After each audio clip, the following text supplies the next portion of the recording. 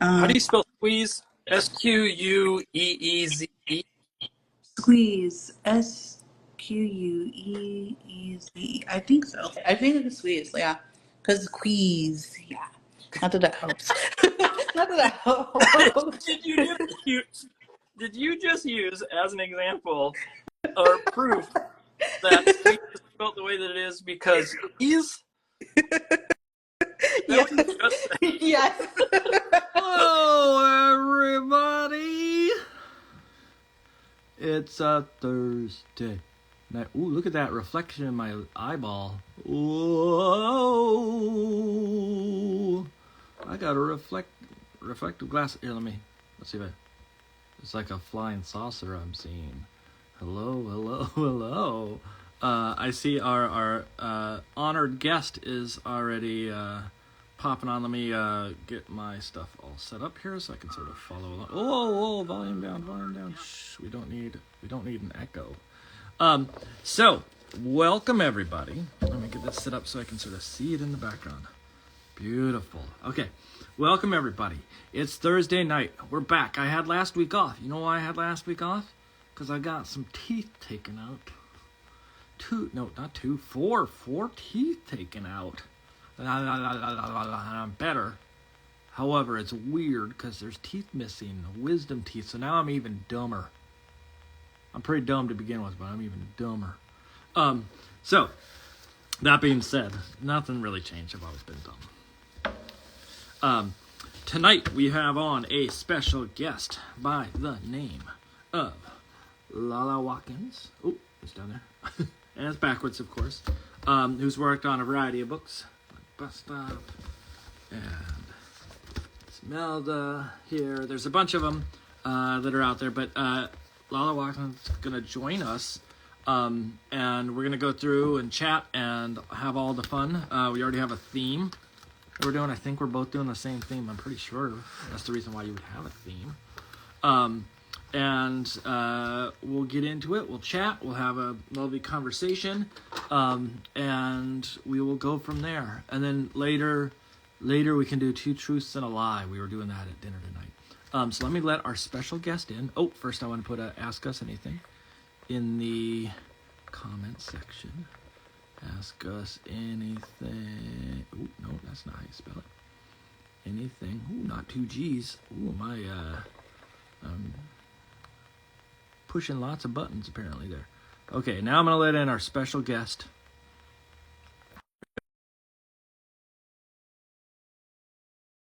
A waiting game.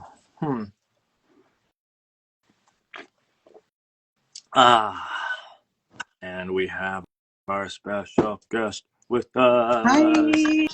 Hello, how are you? I'm good. How are you? I'm doing okay. I told you I'm going to be a little goofy tonight. I've been up a long time, and so I'm already kind of I'm getting that weird like second wind on. So don't be surprised if I act a little strange. Thank you for joining us. Thank you for having me. I'm very excited.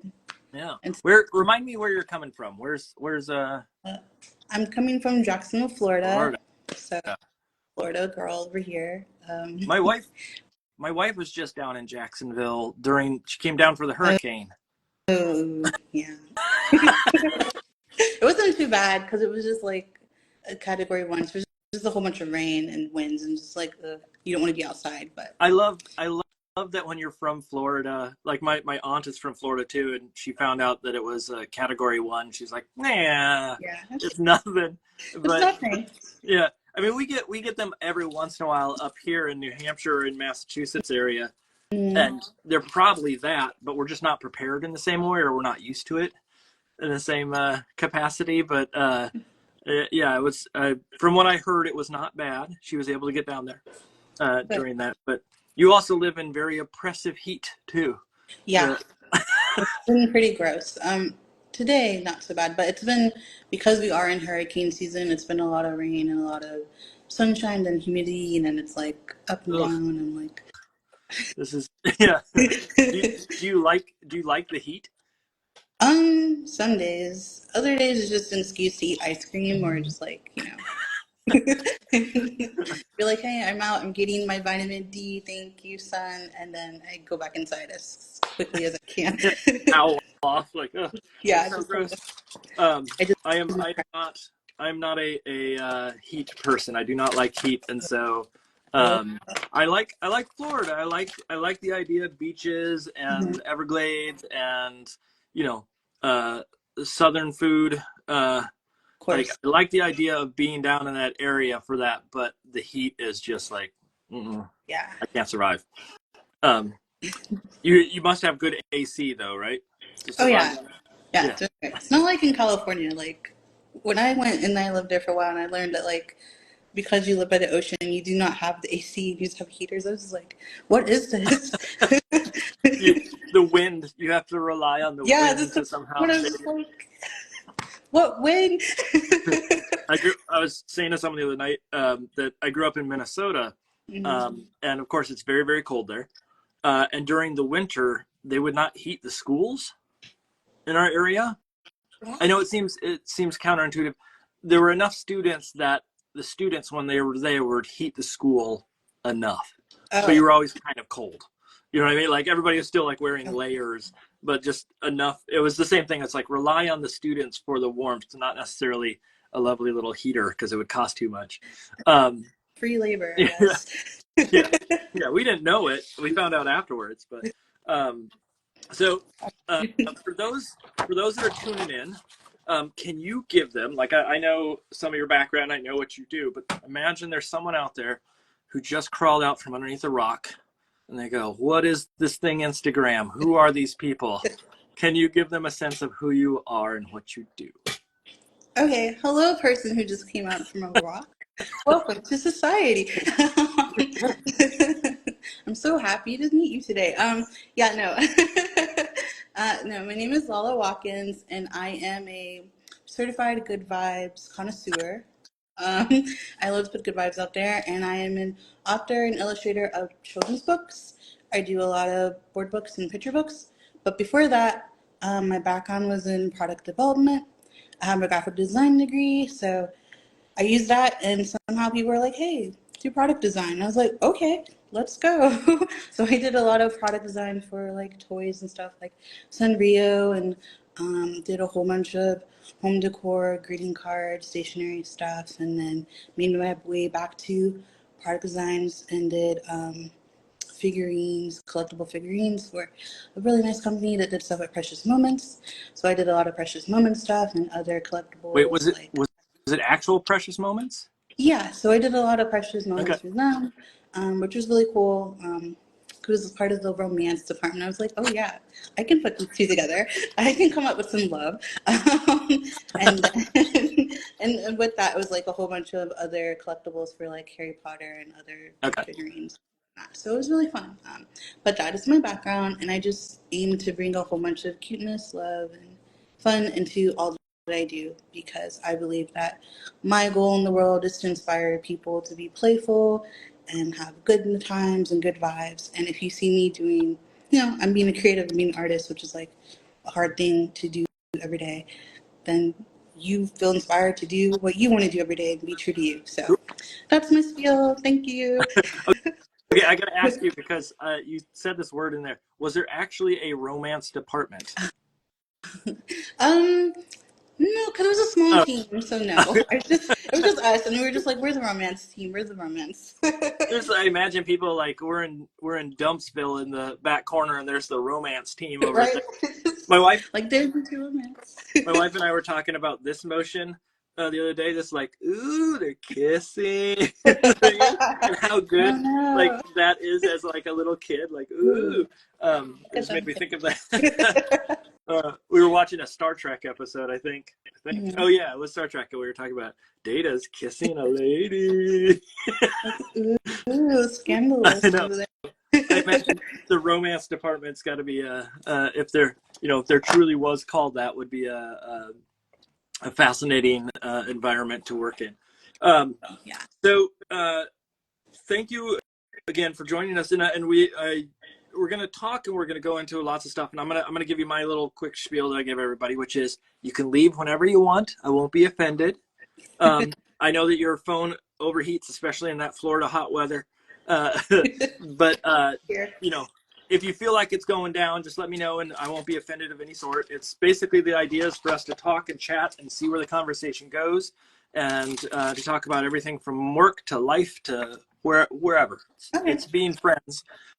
People listen, people watch, and so as we're working, if the conversation veers off in a tangent, don't worry about it, unless it's a tangent you don't want.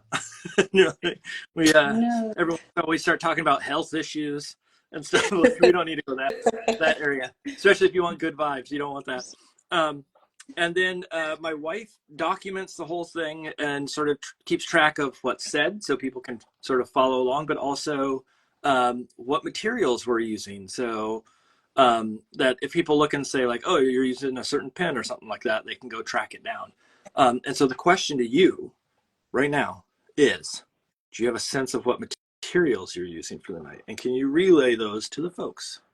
Yes. Hello, everyone. Hello, guys that came out from Hello, guys. underneath the rock. It's that same person. It's our favorite person under here.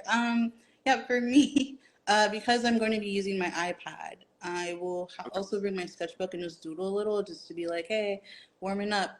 I can draw with these hands and then transfer it to the iPad. Okay. So yeah. And iPad Procreate? Oh yes, iPad Procreate. Sometimes it'll be Fresco if I'm doing lettering, but I don't know if I'm going to do that. So. I mean, I do think that lettering in Procreate is a pain. Let's put it that way. Yeah. It is not easy. That's one thing that could improve for me, but I haven't used Fresco enough with type and lettering in general. Well, why Fresco? What's the advantage there for the type side? For me, I mean, I'll letter in Procreate, which is fine, but I like certain, they have certain textured brushes over there that I'm like, okay, if I did this, I can get away with it and transfer it over. So I'll just quickly draw it in Fresco and then save it and open it in Procreate and then be like, boom. Okay. Put it there. Gotcha. Yeah. Certain brushes I like. And then is there the other thing for those, there's so many people that use Procreate at this point. And I feel like there's the follow-up question, if it's not like a traditional material, is instead, what brush packs are you using? What's your go-tos? Okay, so I have a lot of brushes, but I We all do. haven't categorized. We all have we have 100 million of them and we use like 3. Yeah. I try to use all of them. Like I bought them for a reason, and some of them I'm like they're there. I need to use them. But for me, I have a brush. I have them in a folder called Faves, and you'll see. And I use like, gosh. Yeah, if you don't remember, it's okay. Yeah, I don't remember, but it's there. And so if you guys are like, hey, what's that? I'm like, this came from this, I think, and I'll remember and let you guys know. But. Throw out the name of the brush, and people, I bet you if people type in that name of brush, they'll find the brush pack that it went with of some sort. There's got to be something. Yeah. And then my wife just said, what sketchbook do you like? Oh, that's a great question. And hello. That's Mrs. Hoffy. If you're watching, Mrs. Hoffy's that's the wife. It's the, well, right now I really like I guess I can show you guys. It's the Art Creations, the Royal Talons. And I like, I don't know. I use a square one, but I like to use this regular, I don't know what you call it, like is it 5x7? I'm not really sure, but just the regular default one. It's not a moleskin, because sometimes it's just like expensive and I don't want to try all the time. I just want to draw. And so I use this a lot because I like the paper. I got the ivory one. I found out because I know about this because of, what's her name? Her name is Katie Moody. Katie Moody. She does really nice mixed media art. And she uses Royal Talons a lot. And there's one that she has that also does white paper. And I'm going to try that one because I like the ivory. And it's nice. I like the toned paper, except for like when you have to scan it, and you have to get it back to white. Yeah, and then it's like, oh, I got to adjust this stupid thing. Or like this when I use illustration board, like some of they're all white on the surface, but then like when you scan it, you can see the difference. Yeah. On from brand to brand, and it's always a pain to sort of figure out. So today, for everybody that doesn't know, no one knows this yet. What are we drawing? What's the theme? Our theme is a food wedding. Okay. Yeah. I've spent the last couple days in my brain trying to figure out what that even means. Like, does it mean that it's a wedding that, like, is it a wedding between food? Is it a wedding that has food as the theme? Is it like, and I know there's no like restrictions on it, but I've been trying to figure this out. And then I came to the conclusion, like, I want to draw food that's getting married, but then like, what food gets married? And so I went and picked up our dogs at doggy daycare today, and I even asked the lady that was there. I was like, okay, if food had to get married, which two foods would get married? And of course, she looked at me really strange. And I'm like, okay, yeah. You don't get these dogs back, sir. You're crazy. Just like check. Call 911. Yeah, this person's lost it. But I've been like racking my brain on like, is there a food, like obviously like peanut butter and chocolate, like those pretty much go together. But like, is there a food that I'm just somehow missing that like becomes a thing? So I'm excited to see what your interpretation is, because I settled on something. I don't know exactly what it's going to end up looking like, but I settled on something. So, do you have sketches already? I tried. Yeah, I was like, I sketched some ideas, but then I was like, oh no, I made mystical. The whole thing. So it's a gamble on both our parts because we're not 100% sure. That's the main gist of it. So why don't we switch our cameras? I'm just grabbing my surface that I'm going to work on here. Why don't we switch our cameras and we can just start jumping into it and working. And again, the conversation can go anywhere. If you have a subject you want to broach, then that's fine. If you don't, that's okay too. And we'll go where it goes. Let me switch my camera to my little shoot. So I will keep track. I have again a feed up so I can watch what's going on. It does have a delay, so if you try to show me something in the moment, I might have to say hold on. Let me wait for it to come up on screen. But so here's what I'm thinking is a lemon and a lime getting married, eloping of some sort. I love that. I don't know. I was thinking, for some reason, a lemon and lime have always been the thing for me.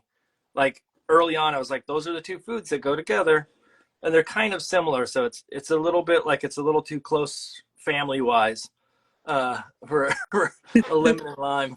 But I love that. So I did not think. I thought of ice cream and donut getting married, and maybe like the candy hearts being bridesmaids or something. And like a cake dad. The bridesmaids thing, and like groomsmen and all that kind of stuff. I was trying to figure out, is there something that is that would make sense? And is that the actual part of the wedding? We've been. I'm like, no, that's too much. yeah. We just finished. Oh, look at how cute. I love the cake. The cake is the cake. The like the father-in-law. Or I was trying to come up with like, okay, who else is in here? Who's the food? Yeah. It's all. Who's the sweet thing?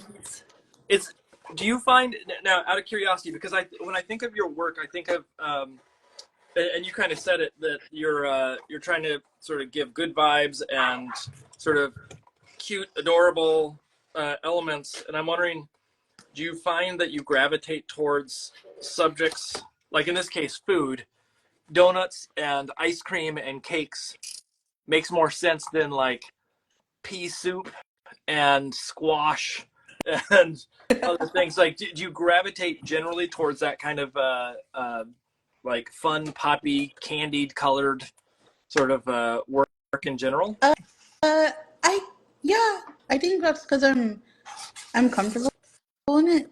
And automatically when we were thinking of the theme, I was like, oh yeah, it's gonna be cool. It's gonna be fun. It's gonna be like junk food, because that's always fun, right? It's always fun to draw cake and all that stuff, rather than like a pea soup and other things, because it's just like more challenging. But if it's any food, I can make it cute. I think where it's challenging for me is like doing like fantasy stuff, like dragons and princes and castles and all that stuff, and like trying to draw people and crowds, environments, like that's where it's like really hard and not so much good vibes, but like sad times. And I Okay, have to get through it because the book is like, yeah, you gotta, this is the page, they want a crowd, you know.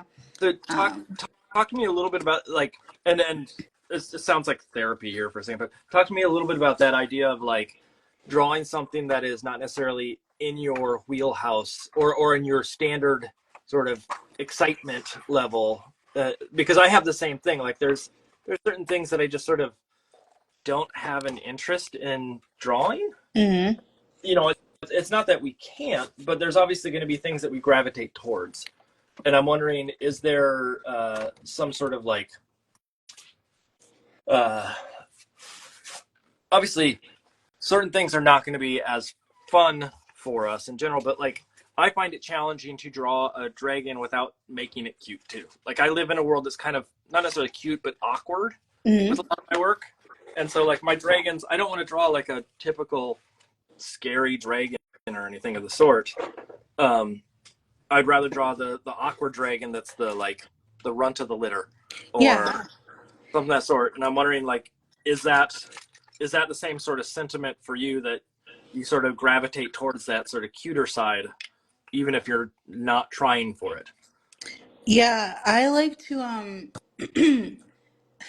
I always think to be like, how can I make this simple so I can get away with it?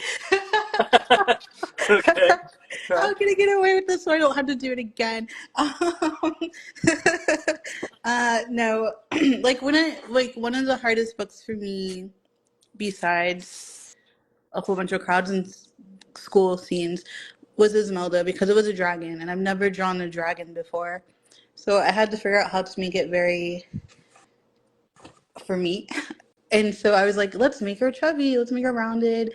And like, can I make this dragon all soft and plushy like a plush, Yeah. like a product, so I don't have to make it so serious? Can I make it fun and that way, so it's more comfortable and still challenging? Because what the heck does the front of a dragon look like? What does, flames look like for them? Can I draw flat like fire, things like that? And that's why I tend to like sketch like I'm doing now. I'm just sketching random doodles just to like warm up and be like, hey, you're a good artist. You can draw things. Like pump yourself up before you do something. Like, okay, Well, we're it's on. even that idea um, of you mentioned like the shape. There's certain things that I gravitate towards shape wise because it just feels more fun or festive. Yeah. Or in my case, like, again, I'm going for that sort of awkwardness. And I'm really wondering, good at that. Yeah, I'm wondering with your work, is there that like shape language? Like it's very like puffy cheeks and cute smiles are obviously going to be part of it, but is there I guess, how do I put this? Is it a decision, or is it something that you just naturally do without deciding it? Oh, that's fair. I guess it's a little bit of both, but I always make sure that there's some type of blush or some cute chubbiness in the cheeks. Shape wise, like I know for people, I always want to give them circle heads. and is that go because ahead. of the ease factor that you were talking about, or is there a different? I think it's because of the ease, and also because it just looks it just looks cuter. When you just draw like a circle and you're just like, yeah, this is a face. I don't have to do anything. Yeah, I get it. It's just something about that. Just is like, yep, don't have to do anything else to face. It just works. I even, like you mentioned the like what makes it not necessarily easier, but simplifies your process. Like originally I was going to do a wedding that was going to be in the, in some building where you could see all the bridesmaids and the grooms and groomsmen and stuff like that. And then I realized, no, I don't have to do that. They can be running out of that space, and then you don't have to see it at all. It's like, it's not necessarily that's going to make the work easier. There's some other challenge that I'm going to run into, but it's also, I know that's a I saw that challenge That's ahead all of time. problem. Mm-hmm. Yeah, you can Problem. see the road, the pothole far up the road and go, oh, I need to swerve right now. Yes. So Yep. going back a little bit, tell me a little bit about sort of going from the product design into kidlit and that transition, or that you know the mindset that you had to have in order to do that. Was there challenges? Was it a easy transition because you were already doing things that were kind of cute and uh, in that sort of wheelhouse? Um, for me, that's a good question, but I feel like it was easy because I was already doing that in graphic design and stuff, and in product design. I was hired in those jobs because I did cute things, and they're Yeah. like, this fits your vibe. Um, throughout college, because I went to Ringling College of Art and Design. Shout out to them, thanks. I made it. I had got a graphic design degree, but I was always drawing. Like I've been to magnet schools and stuff and art schools and been supported throughout my childhood to draw all the time. And so I just would draw a lot. And so when I went to graphic design, I was encouraged by my teachers, like, for all my projects, I always wanted to do some type of kid element. Like, how can I make this more fun? Because it's so boring and black and white and so professional. And I'm like, not. So how can I make this fun for me? And because of that, I think building my portfolio with those cute type of art and those type of things I was learning, I was building my brand and the type of style that I wanted to do. When I did product design and I Yeah. got my first job was with Sanrio and I had no experience, they were like, well, we hired you also because you do a lot of cute stuff in your portfolio and for the brand because, Hello Kitty and all the characters, they're very cute to see, and to have an eye for that type of stuff is very helpful, especially when you're making like I gotta tell you, making a Hello Kitty plush is very hard. Her face looks so simple, but there were many horrors when people would come and bring samples and like one of her eyes is down and I'm like, this is a scary Yeah. sample to have. But being able to draw, because I had to do a lot of overlays and draw on top of that and be like, hey, this is how you correct it. And oh, wouldn't it be cuter if we added glitter or we added blush to the cheeks, like things like that. So Do you that's how I done do you it, I still guess. have those samples? Please tell me you have like a shelf of horrors behind you. No, I couldn't keep them. We did have to destroy a Oh. few. Uh, I was able to keep some of them, but then after a while, they were just like, "Hey, we have to get rid Yeah. of them." It's cursed and it needs to Curse. be removed off this planet. Right? Yeah. Yeah, don't do that. Because a lot of them are for, I guess, when you go to the fairs and you get like stuff at the fair, plus from there, or like the little claw machines. Oh, So it was okay. like, I can't give this. We can't give them to them. They're gonna come back and be like, "What is this?" So I learned a lot about making things on brand, and that really helped me a lot. Did no, you said you went to Ringling. Did you like Ringling? I mean, yeah, I mean, for me, for my experience, it was good, and the fact that everyone was just so supportive, and Yeah. I kept going to the guidance counselor's academic office because I was always like, if I wasn't gonna be an artist, I wanted to be a guidance counselor. So Interesting. Okay. I just really liked hanging out with them and telling them like, hey, this success happened, or hey, I failed at this. Can I cry in here today? Let's talk about it, and just being like, hey, you're not fine, and just going to different teachers and different events and just being like, hey guys, it was a hard day today. Can I talk to you about it? The- Stuff like what, that. what years were you there? Out of curiosity. Um, okay, let me With, think. without 20. without me trying to like date Without date trying to you. date me. Yeah. No, I was there from 2010 to 2014. Yeah. 2010 to 2014. Okay.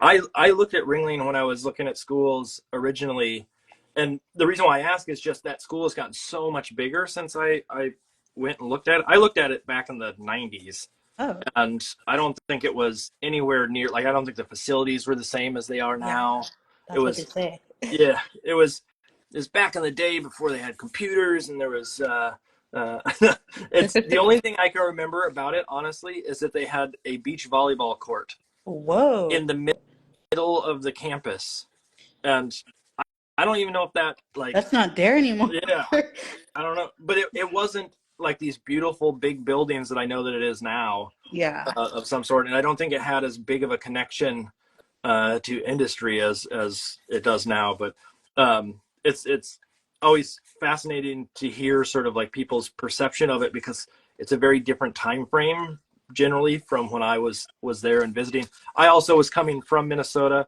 and it felt like a resort. It didn't because like it was just Florida. It felt like the whole state felt like a resort to me, and so it was a very strange experience. And even though I know the school had a good reputation, I mean, there was a reason why I was looking at it, but it was ultimately it was not for little redhead me to go sit out in the sun and play beach volleyball.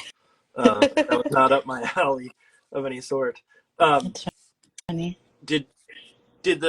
When you were there and you took since you were in the graphic design program, did you end up taking any classes that were specifically towards illustration or towards kidlit of any sort?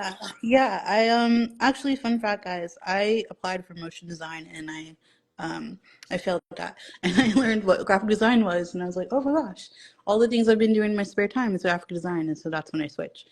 And wait. Okay, hold on, because this is news to me. You had to apply for the specific program? Yeah, for me, so when I got into Ringling, I got accepted. I applied to the animation program, but I didn't get into animation. And so at the time, they were coming up with a new program that was motion design. So I got into motion design, but I had no desire to do that whatsoever.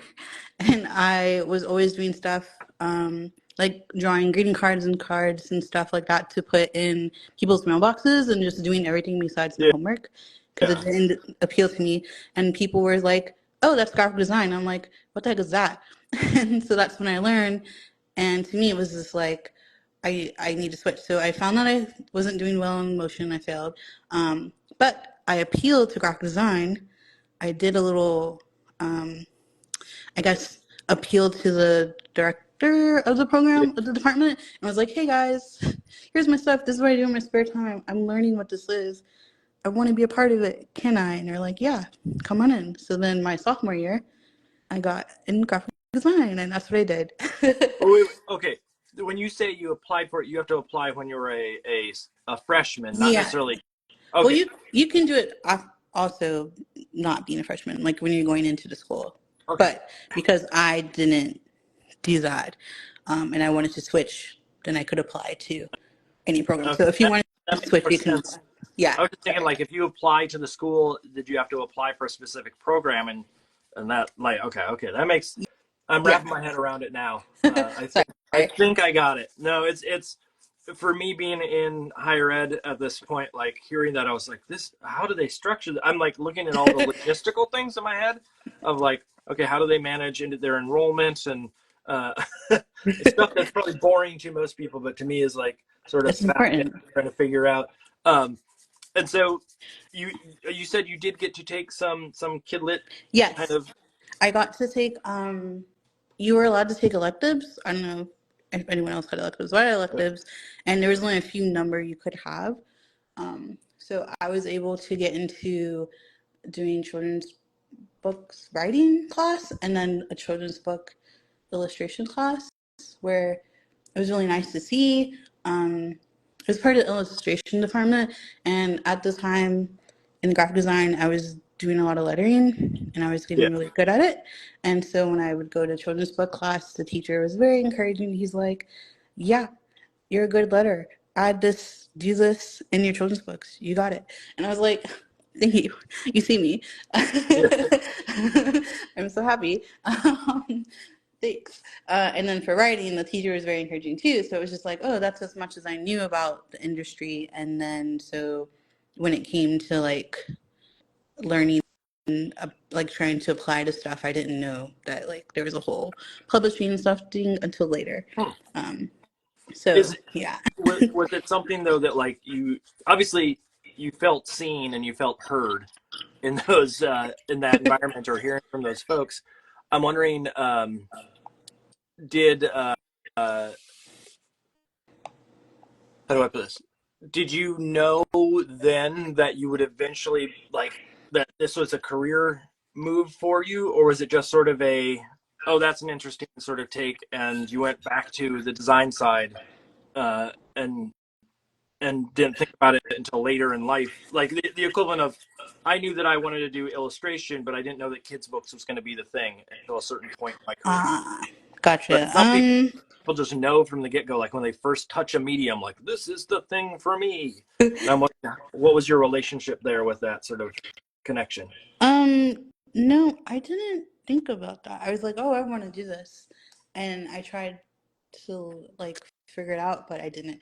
But I think also at the time I was really obsessed with lettering. I thought I was going to be like Lauren Home, who does really good lettering stuff, and she would like letter at bakeries and things like that and get free food. And I was like, I'm going to be that girl. Free food. That's going to be me. People are going to collaborate with me and give me free things. Just as a college student, probably scraping by. Yeah. It's I like, don't that's have to the live off free. of ramen noodles. I can get food for a payment. That's what. Right. I was like, yes, this is it. And then also because at that same time when I switched to graphic design, like my junior year, I got an internship at Cartoon Network. And I was like, oh. So it wasn't until like I got that internship and I learned more about kids stuff in general that I was like, oh, I know I want to do things for kids. I feel like I'm going to be doing that for a long time. And then it seemed like things came into place, like getting a job as product design and designing for people and kids and cute things. And, after that, doing a whole bunch of stuff and being found and by my agent online and being like, asked like, hey, do you want to do children's books? Like, yeah, I want to do things for children. I Yeah. care about the kids. I want to make cute things for life. Let's go. So that's when I found out like, okay, I like doing things for kids. I like telling everyone, you're amazing and it starts with you inside and keep doing what you're doing. Really enjoyed that. So to be able to put that in my art, I was like, okay, this is an avenue that I can do that type of creativity. So yeah, So does that answer that? I mean, I feel like I did all. yeah, no, that's I hope. it's interesting to hear, like especially the like everybody has their path that brings them to this industry, and it does sound a lot like um, there's a consistency in folks that do this, and it's in the sense that like there's not a lot of folks that jump into kidlit and are like, you know what, I don't like kids, I don't like I don't like having fun. Most of the people that are in this industry are kind of silly, goofy, lighthearted folks. And so that there's a consistency there, but there's always like variables in how people actually, how soon they get to that, or how they how quickly they can process the thought of like, oh, this could be something for me in the future. Yeah. I see we do have sorry, we go ahead, say what No, you're gonna say. I don't. I wasn't saying. I was just agreeing. Like, yeah, Oh, yeah. there. I was hyping you up over here. So that was. There's a question here from Jangling Jax who says, how best to get an agent? Are agents helpful or unexpected opportunities? Or helpful for unexpected opportunities? So you said you have an agent and your agent found you online. Yeah, she like, well, I was, it was via matchmaking through her client who matched me up with her. Mika Song, shout out to Mika. She's great. She saw my comics on my Instagram, and she was like, hey, do you want to draw comics and add those things to our Sunday Haha newsletter, which is like a free comics for kids. Yeah. So if you're that, so she like it's like put stuff on there, and then she said, "Hey, do you want to do things for children's books? Are you interested in publishing?" And I was like, "Well, yeah, I do want to do that." Because I didn't know how to get in. That was like really great that someone like brought it up. I'm like, "Ooh, where are these questions?" And so I was like, "Yeah, yeah." And then so I didn't hear back, and then I heard from an agent that said she was her agent and was looking for someone, and she wanted to reach out and talk to me. And so that's how I met my agent, Erica. Fran Silverman from Samoa Literary Agency or Studio. Yeah. So sorry, guys, if I mess up what that is. I'm part of the studio and I messed it I know. up. I know the one we've actually had quite a few folks from it's Stimola. Yeah. Yeah. And I'm like, Okay. is it agency or studio? I think it's studio. That's the part that messes me up. You type in Stimola. Yeah. If you type that in, you'll get them. Yeah, you'll get them. They're really great. Yeah. Because you had Juliana, right? What was that? You had Juliana. Yeah. That's it. I think I've had a couple people honestly from there that I'd have to go back and like look through the collection of folks that we've had on, but I know that I've at least had one or two. So the question that they asked too also involved that idea of like how to get an agent, and obviously an agent sort of there's always as I said before in the same sense, like there's always this weird like, oh well, I met my agent in the grocery store, and then the next person, well, I found my agent here, and there's never a consistency in how it always operates.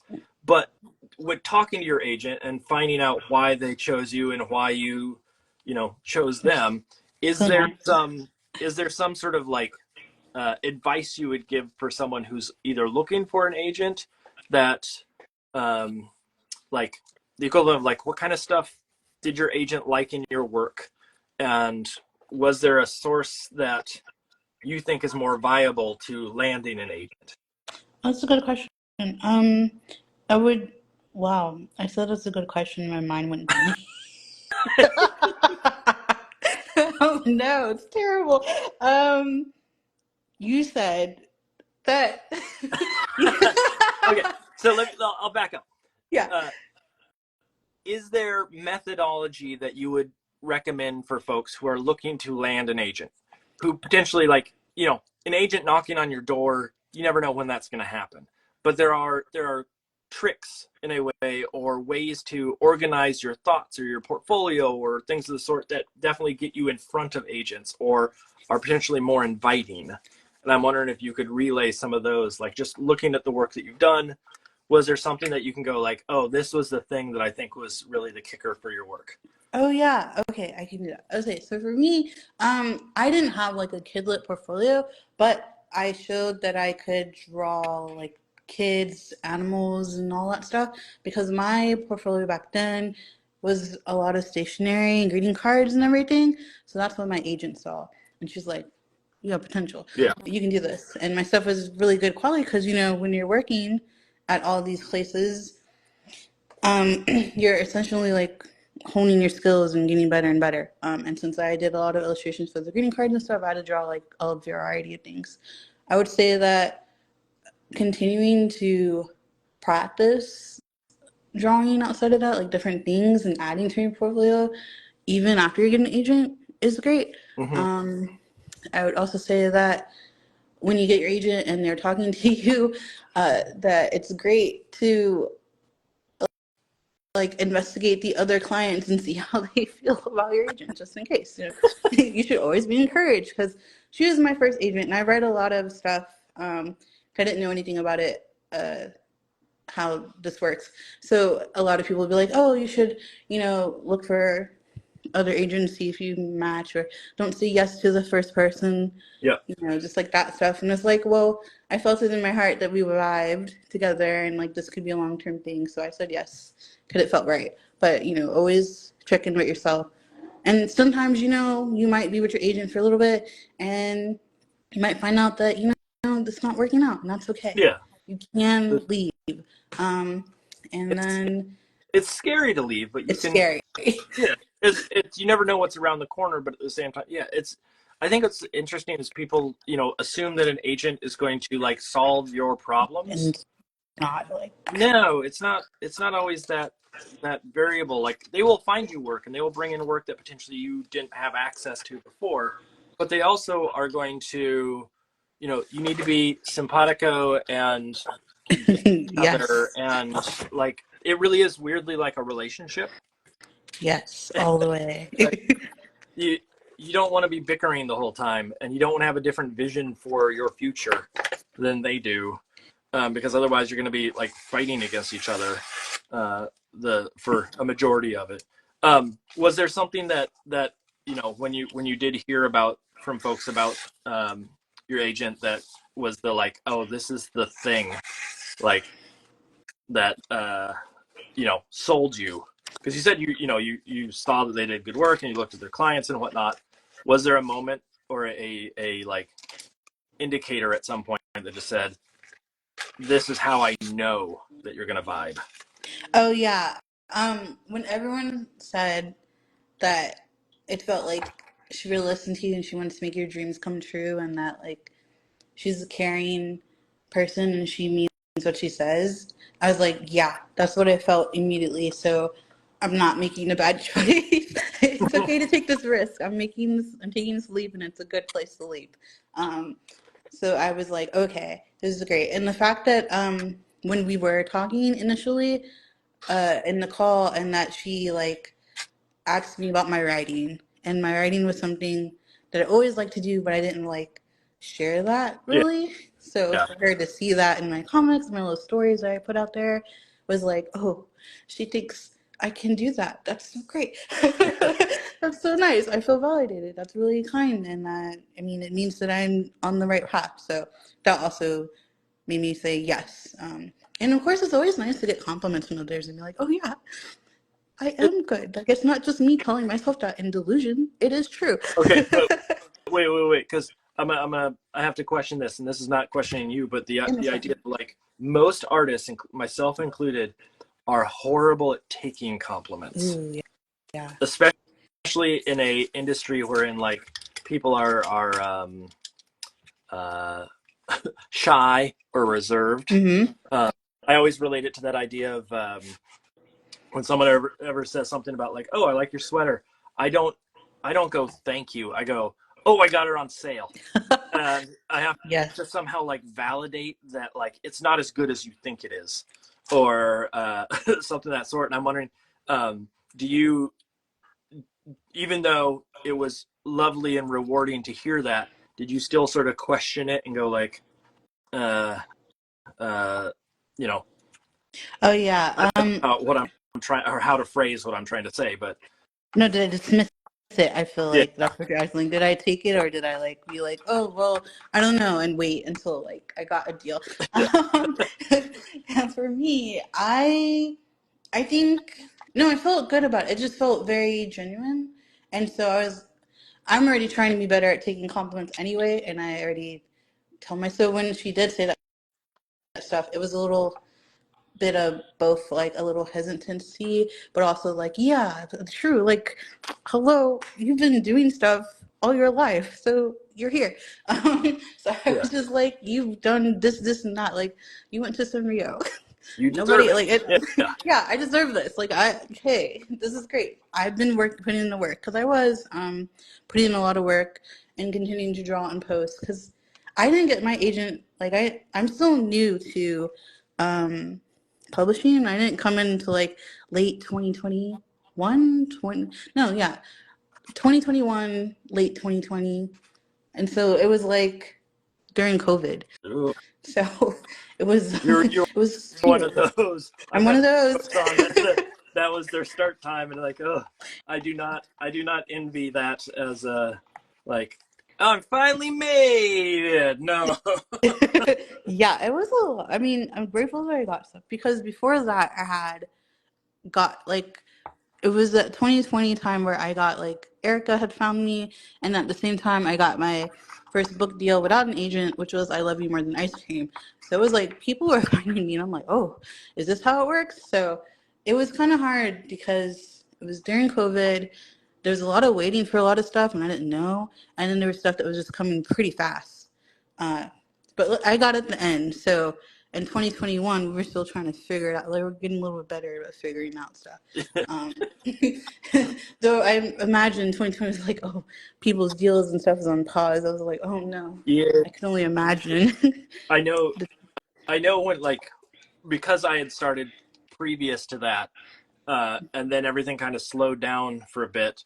There was a lot of panic Ooh. for people who had had a relatively robust career, and then all of a sudden things that were out of their control essentially had changed their career in a matter of months. And so, you know, instead of getting multiple book deals a year, they were getting one, or it really changed perspective. And in a way, I start to think like, oh, people who landed work during that time frame, even though it was challenging, must be kind of nice to know that it was, you know, like the perspective is, wow, I landed a job, not, oh, I only got one job. Yeah. Or I only got, and so like there's a twist of fate that throws in there. Now you started then. How many books have we done since? This is a good question. I think, okay, excuse me while I count my fingers. Let's see, we have I Love You More Than Ice Cream, Ismelda, Bus Stop, Sankofa. We have Little Santa's Workshop. We have Little Boo's Halloween Party. Oh, because I have 3 board books coming out next month. So 3 in 1 month? yeah, 3 board books coming out next month on September 17th, same day. I'm like, wild. I Love You Like a Rainbow. That's one of them that I read.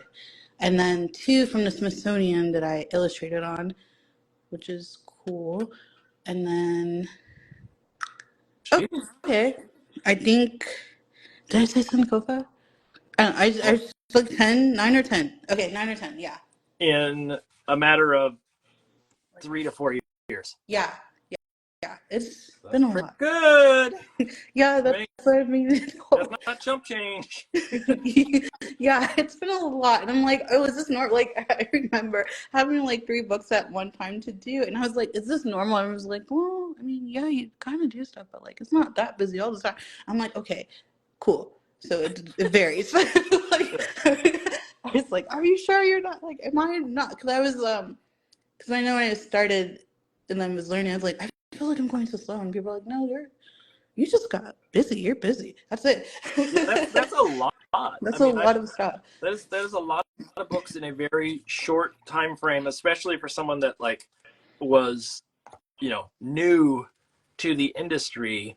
That shows a lot of faith on the publisher's part for someone who, like, you know, and I don't mean this in a disparaging way, but like you were an unknown factor, Yeah, in a way, and then all of a sudden it was, hey, we got faith that you can do this, which is, you know, even more acknowledgement of your skill set. thank you. Such a sort of short time frame. Now, keep in mind for anybody that's listening that may not necessarily be true for everybody. Yeah. you may not walk in and get, you know, 100 books in your first week like Lala did, but still, that is impressive. I'm sort of floored by those numbers. I knew you had a lot. I didn't realize it was going to be that many in that short a time frame.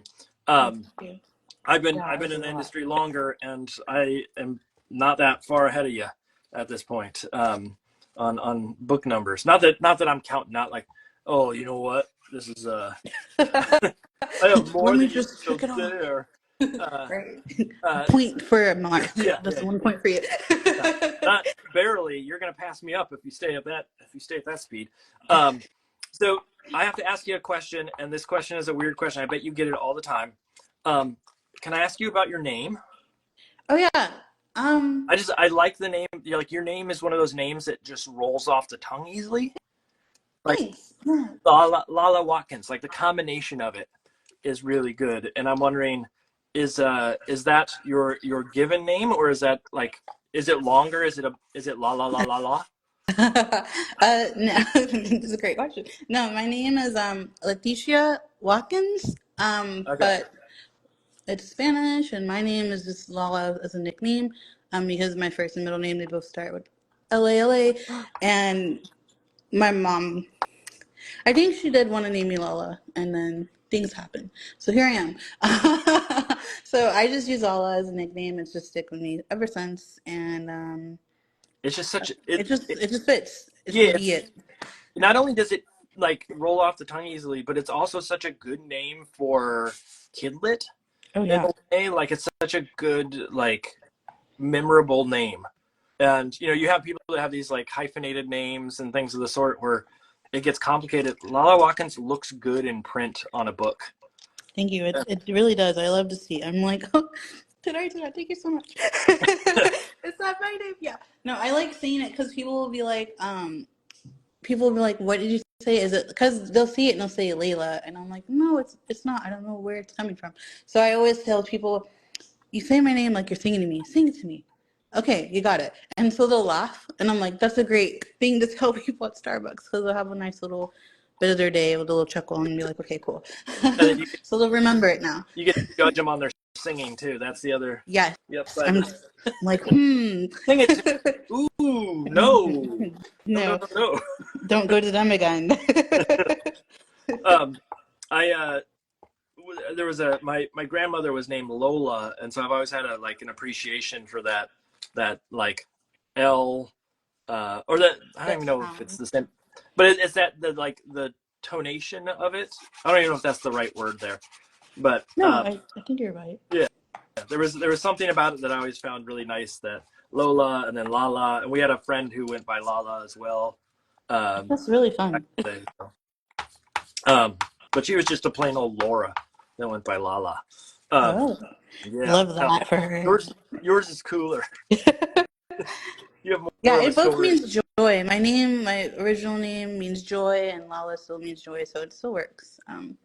Do you find with the that as your sort of moniker that it has helped in any way? Like Oh, in the sense of like, do you hear a lot of people like go, oh, I know of you, I've seen you, I've heard of you around, kind of thing, or is it I know it's a weird question. I know I'm asking about your name and not your artwork, no, which is kind of weird. it's fine.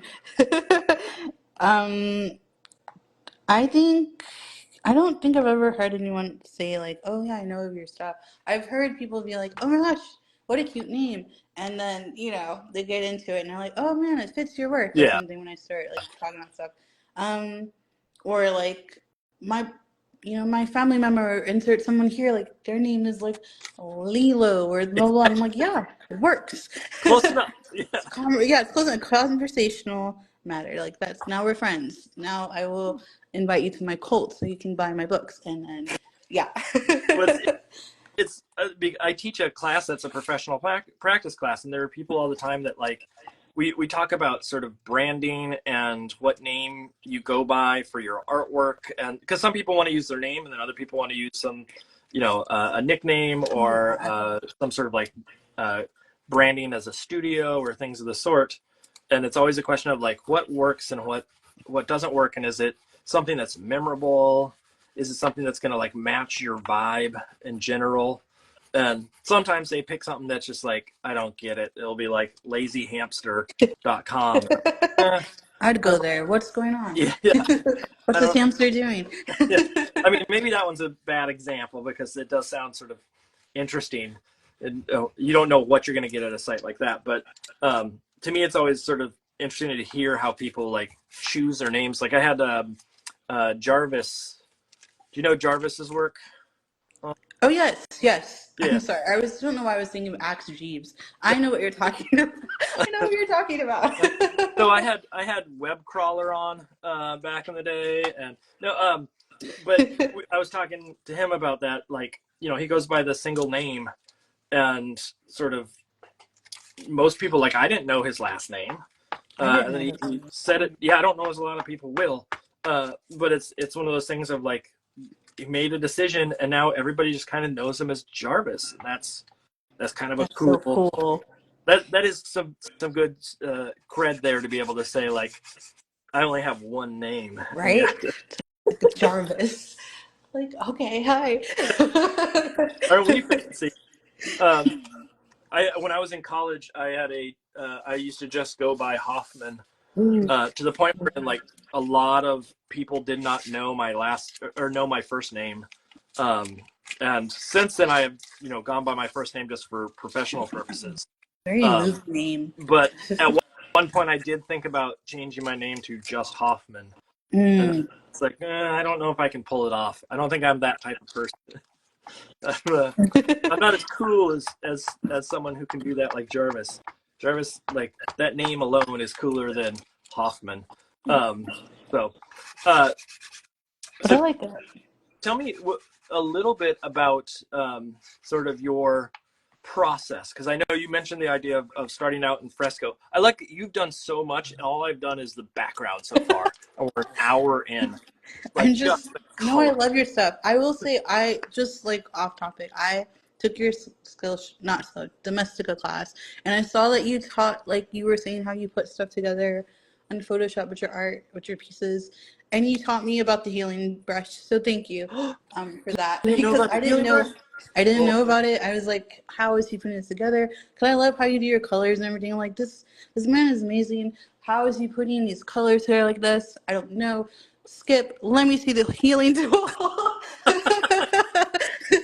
I've, This I've is had beautiful.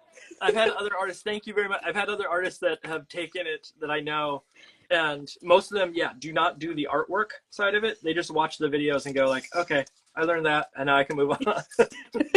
It looks so terrible. But yeah, I was like, oh, I want to see how he's doing the stuff. So it was good, and I'm like, you did a great job, and kudos to you on that. But yeah, Thank you. healing tool for the win. 'Cause I used it recently to fix something. I'm like, oh, Oh, it's beautiful.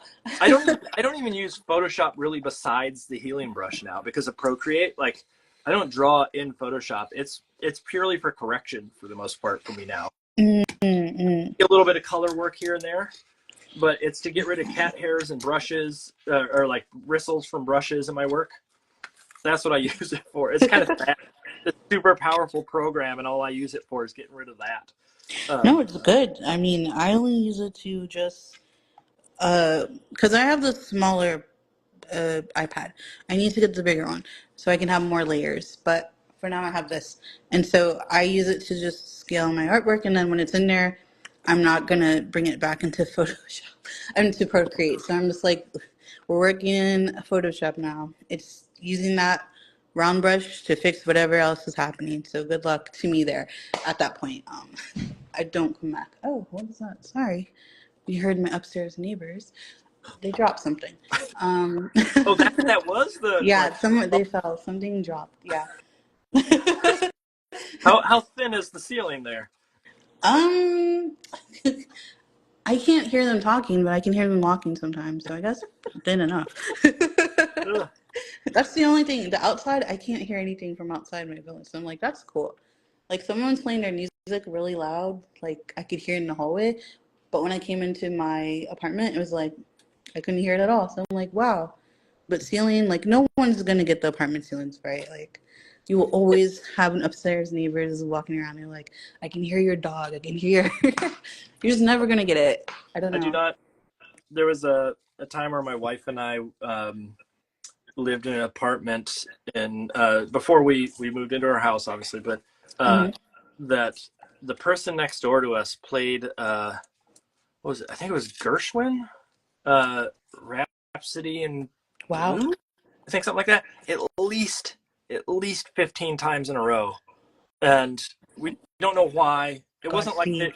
it wasn't like they were practicing it or anything. It was clearly just like the record was on. There, that dated me right there. The record was on. Um, well, it was just on repeat, and we had to listen to it because there's no way to like. We were too shy to go over there and be like, "Can you please stop?" That's fair. Uh, but that I will never forget that song and having a neighbor because of that song going on. Oh my Um, gosh, but it sounded terrible.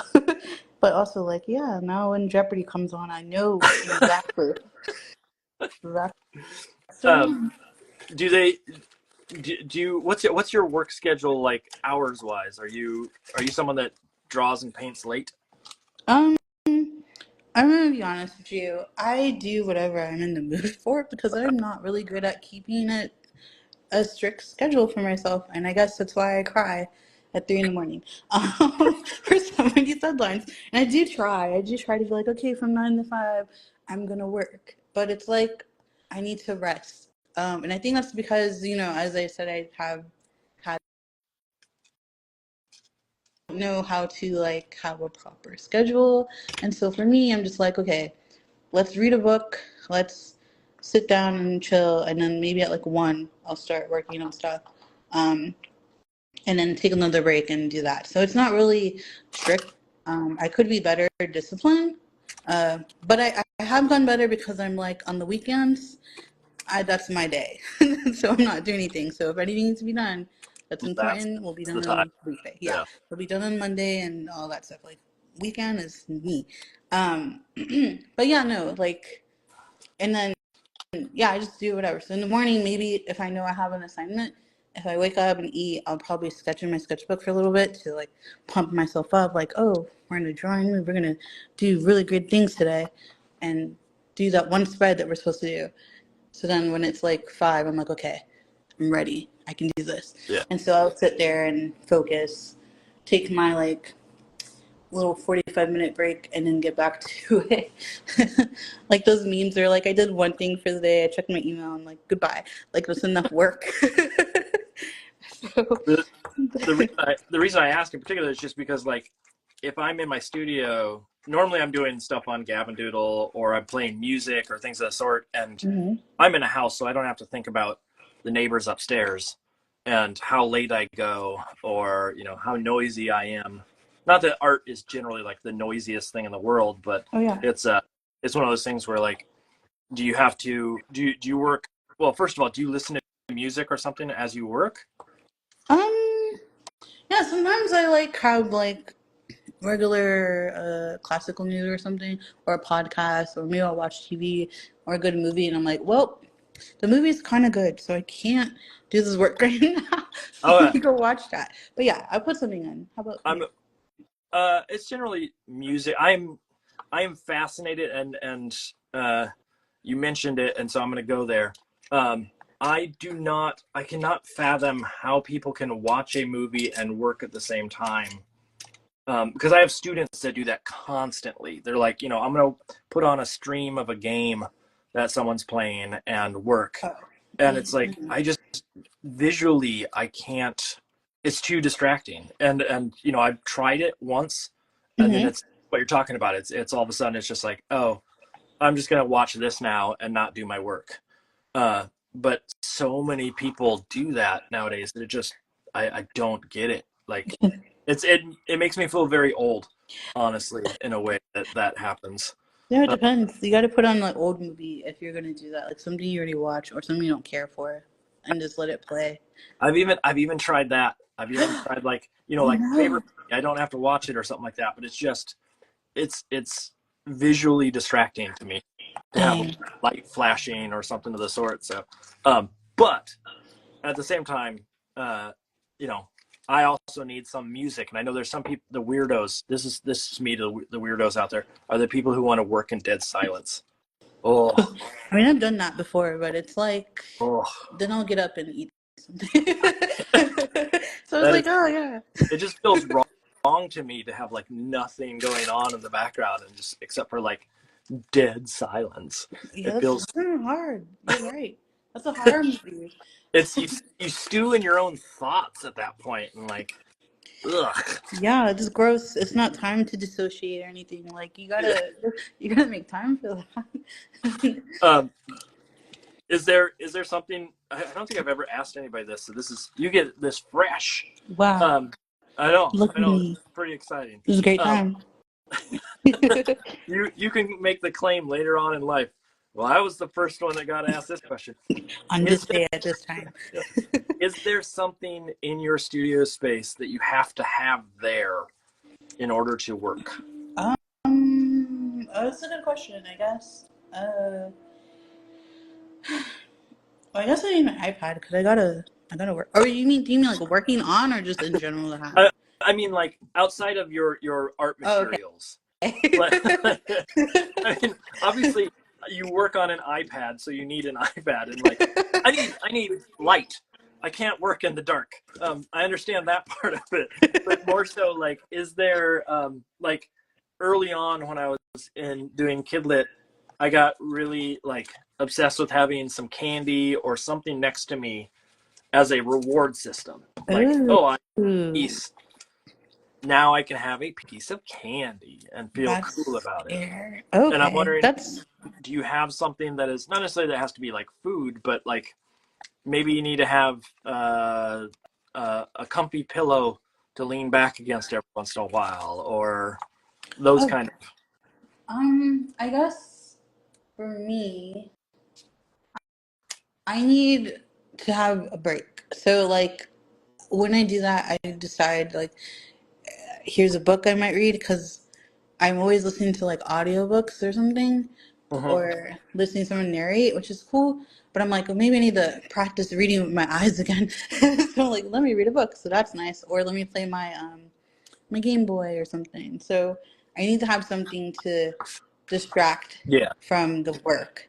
So I'll do that. Or on a day where I'm like, you got to treat yourself because this is the hard, like I leave like some of my hardest spreads on certain days to do. So if it's like a crowd scene or something, it's like, okay, we got a great ice cream right there. We have milkshake, something. You are Okay. gonna do it. So that's what I need. Like I need like I Now, guess something to distract and something to treat myself. do you leave those hard ones till the end, or is it just until you have a day where you have a reward or something that will justify working on it? Um, there's something to justify working on it because I did it in between. So I kind of sprinkle it like, okay, could I know like I don't know what's it, 32-page book? It's like 16 spreads. I kind of try to count my spreads Yep. because it makes it less Mhm. terrible, less not terrible, but less Yeah. I overwhelming. have 16 spreads. No, I have 32 pages. No, with the vignettes, I have 40 things I got to do, and it keeps going Yeah. up and up. Yeah. So I'm like, okay, let me count the spreads I have. So when the spreads based on the sketches, like, okay, this is an easier spread to knock out or pages to knock out, and then I'll be like, do because I'll break it down on my calendar and do like one or two a day max. To it's hard to do a whole bunch at once, and then one of those days will be of resting, and one day we'll be like, okay, you rested, we got to do the environmental scene, and that'll take 2 days. So I'll take like 2 days or so to knock that out, and then go back to the easier spreads. So yeah, I guess I kind of sprinkle it in there, and I'm like, okay, we did a great job. We got to treat ourselves. But I feel like I treat myself all the time anyway, because I'm just like, look at you doing big things, because it's hard. And I just like, it's hard work, just drawing and sitting there and being like, okay, and not like tearing yourself down. Like right now, I'm like, oh yeah, this is looking great. Like I'm pretty proud of my ice cream, but I might change my mind and be like, this is trash, and let me add this and this. So going through those motions. So yeah, I treat myself. I put the things in between so that I feel like I'm moving forward, and so it's not too Yeah. bad. Um, You've accomplished something, and yeah, yeah. No, and it's so that's it's very to me that idea of like the not necessarily a reward that has to be something that's a vice, but I feel like that sort of threshold or that crossing off, hey, I accomplished this today, is such an important process piece for me as an artist. But I know for a lot of folks, getting to that point of like, oh, I only have two spreads left, I can finally take a break, and yeah, I see the end in sight, and I've done what I needed to accomplish, or like there's methodology to that, and sort of psychology, honestly, that goes along with that can be very helpful. Do you I the reason I asked about the hardest one, when I first started out, I used to do the stuff I wanted to do first, which was like sounded cool, but then very quickly I learned, no, that's the wrong way to do it, because now all the ones I don't want to do are at the end, and that is far worse. oh gosh, But no. I wonder, is there when you choose the order, is there an order that you work on the stuff? Um, like, do you go through and figure out, I got to do this piece before I do this one, or is there, is it sort of just how you feel in the day? I no, there has been a few that have done that. And some there's like, okay, I did this piece first, and now I can kind of like use these materials and copy and paste, and kind of use that to be like, okay, this is what this person's gonna look like for the rest of the spreads. Because there have been times where it's kind of like I burned out, and I need I left it to like too late, and now I got it crunch time for the whole week. Or like I'm screaming, and this is hard. I can't do this, so I need to just spread and get out the way so that I don't deal with it later when it's like, oh no, I got crunch time because deadline, you know. So I try to balance it out, but sometimes it is based on the mood, and then sometimes I'm like, okay, we got to just do it. So let's, I guess, as they say, which I used to be told at one of my jobs, is eat the frog. And I was like, what the heck does that What? mean? Why would Yeah. I eat the frog? Hold on. Was this in like Louisiana? Where? What does eat the frog mean? So here, I guess one of the my coworkers, when we were talking and she was helping me at my product development job, and she was like, yeah, there was like something I was not good at. I think it was measurements. Oh yeah, measurements. I'm not great at them. It's crazy. I don't like it. So I had to do some measurements for our figurines to tell the factory, and she was telling me like, yeah, sometimes we just got to eat the frog. And I'm like, I've never heard that in my life. She's like, you never heard that? It's like such a southern slang in this country. I'm like, okay, yeah, I don't. It's not me. I don't. Yeah, I never heard it. So she just said it's like you doing the thing that's difficult, so you can just get past.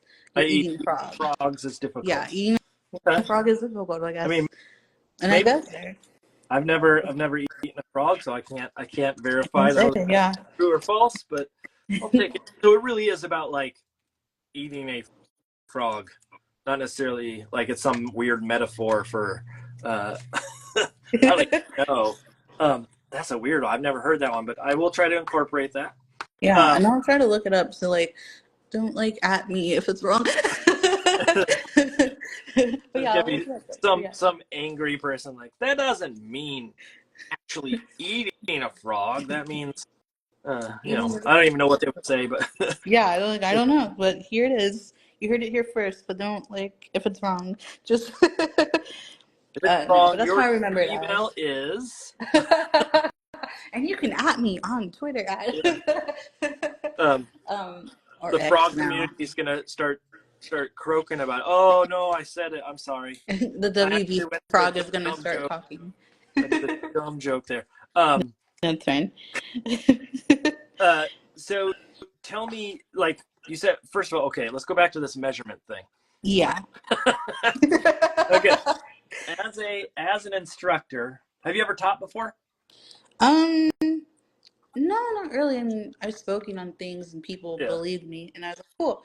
Um, no, I've Okay. spoken and taught things, but I've never like taught any. Wait, Okay. no, I take that back. I did teach on Skillshare a long time ago about lettering, so I guess that Yeah. counts. Yep. No, Yeah, that counts. done. So, okay, as a teacher on my end, Hmm. that measuring is hard. Explain to me, because I have students that I've had to explain, like, oh, where is a quarter inch on a ruler, Yes, and things of that sort. that stuff. What Oh my gosh. what's now? Bear with me. I'm not saying I'm an expert in it of any Oh sort, yeah, but it is not hard for me, and I'm wondering, for my own knowledge, not as a like judgment call on like I can't believe you don't know yeah, this, yeah. but more so like for the students that struggle with that. Where is the struggle, and how could, not necessarily like I'm not expecting you to be like, well, here's the answer, this is how you solve it, but I have a hard time understanding where the struggle is in that. Oh, okay. Is it fractions? Is it Oh gosh, I didn't like fractions either. Yeah, I guess so. I mean, for me, it's the fact that someone's like, "Hey, go find 2/3 on the ruler." I'm like, "What's?" I don't know if it's not on the number one or two or three. I'm just like my mind blanks, and I think maybe that's like probably like maybe some learning disability there, or just like math in general, because math has always been a little bit hard for me. I've yeah, always struggled with that, so maybe there's a disability in that type of stuff and just numbers and measurements because I do get really nervous, especially when it's something simple and I'm like, oh no, whoa, what if I miscalculate and blah, blah, blah, blah. And especially when it comes to measurements because, um, yeah, it's just looking for 2 inches. I'm like, is this 2 inches or is it wrong? Even when you show me on the ruler, I'm just kind of like, I think that's also just being critical of myself, which doesn't help. Okay. Because like when it came to the figurines and having to measure specifics so that they make it correct properly, so I had to make sure that it's that same size. And so if it's not, then the person, when they get that, they're gonna be like, "This is trash." Well, I'm sure they won't be like, "This is trash," but they'll be like, "There's something wrong," and then they'll come back to us. So it's like that type of stuff. Um, I and imagine those so measurements are very specific too, that it wasn't just yeah, like, oh, a quarter inch. It was probably like, 13/18 of an inch or 13 yeah, eight. No, stuff like that. yeah. And I'm just like, that's so great. I can't, I don't know. And so there were tips and tricks, like on Photoshop, they would show me like how to use the rulers and like put it like this. And like if you count it like this and do that, and I'm just like, it would help when someone would help me there. But if I had to do that alone, I'm just like, if you put me on like one of those home TV shows, interior design, like don't do it. I can't, I can't do But it. hear the, You're, I can even hear the exasperation in your voice, and you're like, measure this, and you're like, oh, I can hear the tone. Like, yeah, I just like, I this can't do it. sucks. Um, That's the gonna be my nightmare. Someone's gonna get me with that. is there um, I guess what, tips. now, because you came from that design element, what about pica? Is that even more like? Oh, I know about What? those. That's for like printmaking and stuff, right? Well, yeah, but I mean, it's used in design though. Oh yeah. Okay, well there it is. That's that's how much I know about my design stuff. Um, yeah, I guess I didn't have to do as much, or like someone. I know it. I did when we did the stationery and home stuff. There were measurements, and I would have to give it to the production team, and they would come and fix. But they would like be like, "Hey, you got to fix it so that we can fix it over here on our side." So I did learn some stuff from them, but still, I'm Okay. very happy when I don't have to touch it. That's one thing that's like, I think if I practiced it more, I'd get more confident and better with it. But it's still something that's my eat the frog that I still don't like eating. It's there. The frog I don't like. It's funny because I like it is based on printmaking. I will give you that. Thank you. But I have had, there was you were correct in that instance, but you are wrong. No, I Right. I Just like have that. once gotten an illustration assignment, not necessarily in Mhm. Kidlit, but the brief came with it needs to be this many picas, this many points, and I know the measurements and I understand the stuff now, but I remember at the time I was like, oh, how do I figure this out? And I had to go into InDesign and then like put it in there and then go convert Ooh. to because it was I didn't know the math that was behind it. Uh, Mhm. but it's one of those things where like it doesn't come up all the time, but I have had instances where people have, especially if you're working with a graphic designer uh, who is the one supplying the brief and not an art director. An art director knows to like tone that down and Yes. don't give me that kind of measurement. Um, now, I imagine that a lot of the books and stuff you're doing now, you don't have to worry about measurement too much beyond just like set up the template or what have you and just stick to it. Yeah, and because I know that I'm not good, because I've had times where it's gotten sent back to me to be like, "Hey, can you fix it?" I make sure I ask, "Can you guys send me a template?" Because I'm really not good at this measurement stuff. No matter how many times you tell me like this needs this much bleed and stuff, Yeah. like something is always like, it's always I've gotten better, but it's always usually like an inch or two off, and I'm like, no, can you do this?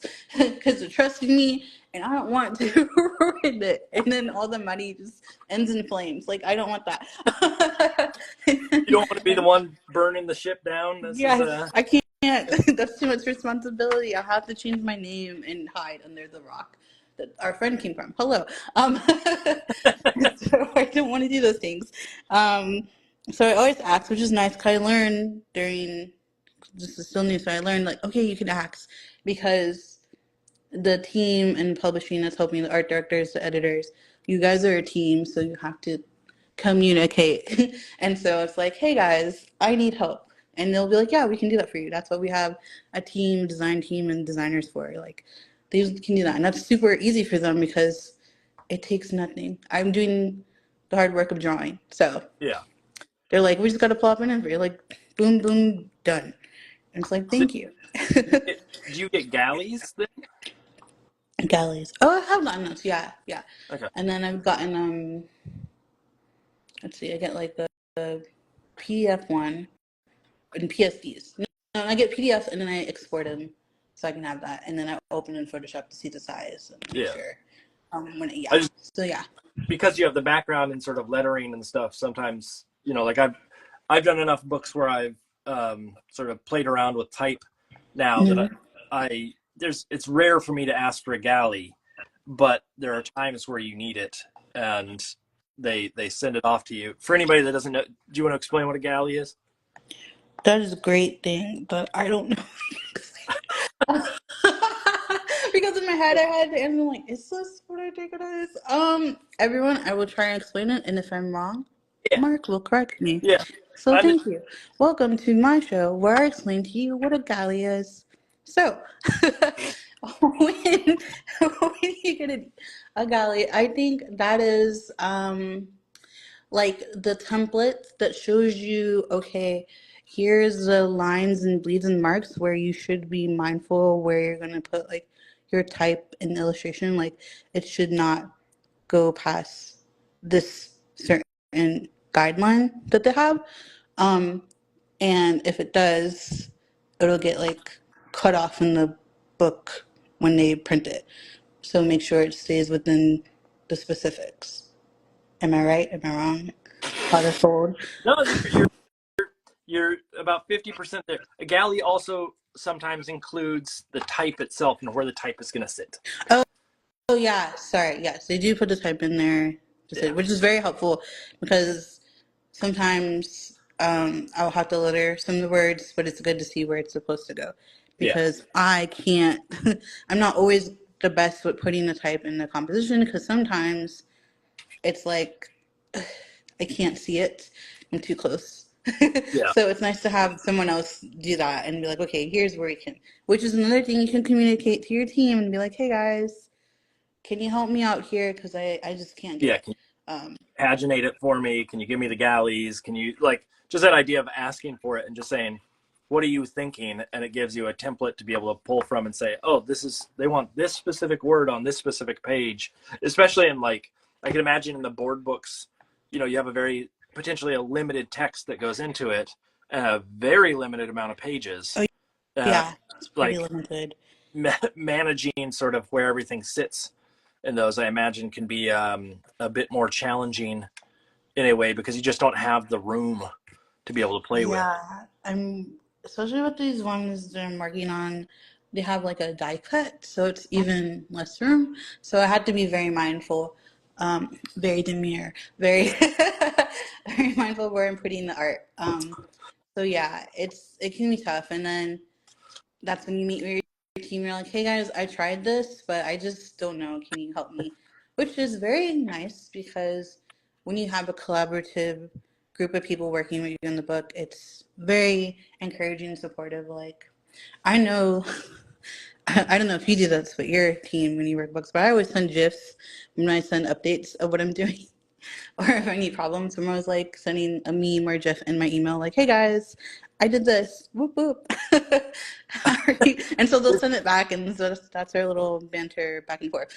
Because also you're working alone, and so it's nice to have like a team that's like, hey, you see you're doing a great job, like let's be fun back. Like, yeah.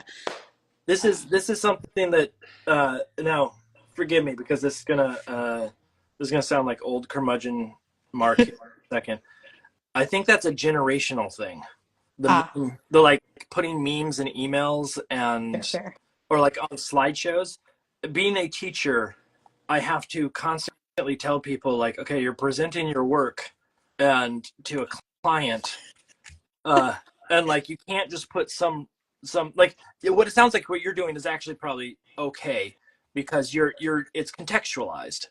But oftentimes I have students that are like, I'm like, what does this have to do with anything? And they're all like, oh, that's the one that I learned is a what is it, a Korean cute boy? I don't know. That's funny. I don't know what that is. I don't know. They come up with these things and they're like, everybody's like, yeah, that's so funny. And I'm like, okay, but your art director who's in their 50s has no idea what this and so like it was contextual and it just goes like woo woo, like everybody understands that, but they're all putting in these weird memes that I do not get. And I know I'm old, I get that, I'm not as young as I appear, but I think that is really a generational like language that I never picked up on, or like somehow went by me Mm-hmm. in a way. And so like I don't think it's not that I'm devaluing it of No, any it's fair. sort. That's how people speak. But as an older person, it's sort of like my son now knows some term that's skibbity. I don't know what that means. Activity. Oh, that. I still don't know what it means, but it's like, okay, that's fun. Good for you. There's um, there's a couple of terms that he throws around. I'm like, this is just beyond my time. that's really My time was, funny. radical and tubular, and sounds very, very dated to most people out there. But That's the fun. the it's yeah. I sound old there. I'm sorry. No, it's I don't mean fine. to be That's old. fair. I mean, it's a lot of stuff coming up anyway with all these new memes and stuff. So I only take what I can, and I'm like, cool. At least I have this. Like, I'm like, oh, cool. That's nice. I learned something new. Goodbye. Like, I do you feel like now that you've been doing this for a while? I mean, you said you graduated in 2014, 14. 14. So now it's been 10 years. Done. 10 long, arduous years. Uh, do I you promise feel I'm like professional. yeah, do you feel like you're like deep into your career now, or do you still feel like a wee baby that's just starting? Yeah, I still feel like a baby. Like, I still learning things like, oh, like, what the heck does that mean? And, oh, okay, like, this is how you should do it. Like, and also because I'm still growing, like, I think it's still new to me, and I'm like, I want to do all the things, and I have, there's like, I want to get into comics and stuff and graphic novels and all that type of stuff. So it's like, I'm just touching the surface. It's just picture books and word books, and there's still more to go. So I don't feel like I'm there yet. But every day I'm learning something new about the industry, and especially when it comes to like pitching and how many different like what people are looking for and all the different types of. Okay, so Sorry, go ahead. no, hit me with something you feel like you've learned recently. What's a Okay, like so a go-to? You're like, oh, this is something I picked up.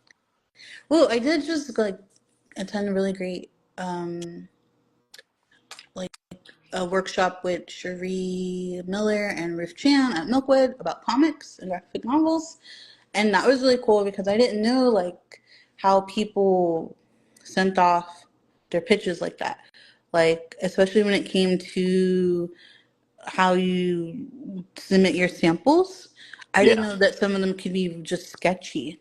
Like they didn't have to be fully colored and stuff, you know. yeah. You don't have to Um, go all out in it. yeah, I was like, and then you didn't really have to make a script. I was like, the tears that cried because I thought you had to make that for pitching and stuff. And so learning like those different ways and just seeing how those very two different artists, how they pitched to their agents and how they sent stuff, submitted things to be pitched. It's like, oh, okay, that's so different. I don't think I've ever seen that type of stuff before. Like, I didn't know it was like this and this. I do my stuff because I'm so used to pitching from product development and doing a whole bunch of pitches of like, hey, here's an idea. Give me money. Thank you.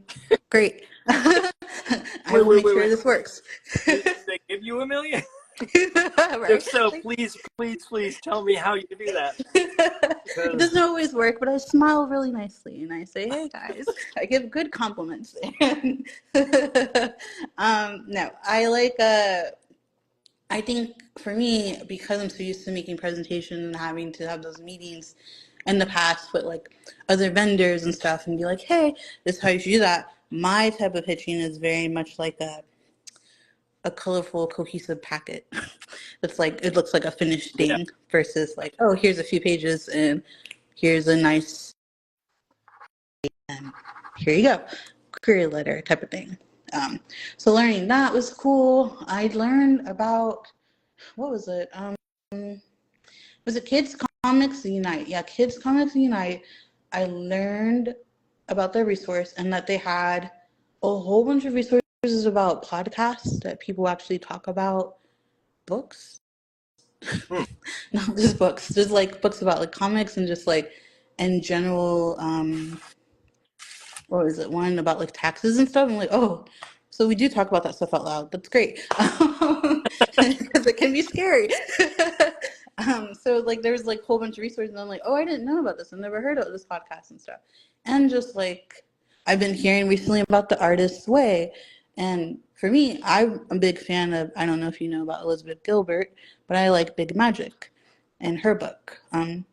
She did Eat, Pray, Love, but I like how she does her storytelling. So, you know, her book Big Magic was about how to be a creative and embrace that and learn how to follow and listen to the inspiration inside of you.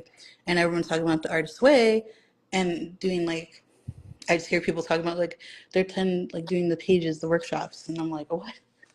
Let me look into it. So Do there's just a you lot of resources. So I'm like, okay, cool.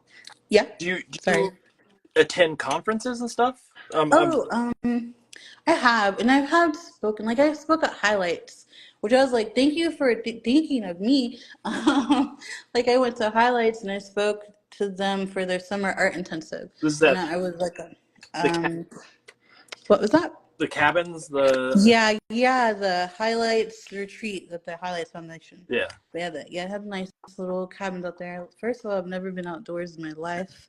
Mark, when I tell you, I was like dying. I was like, oh my gosh. It was my first time outdoors, my first time in like Pennsylvania. I was like, what is this?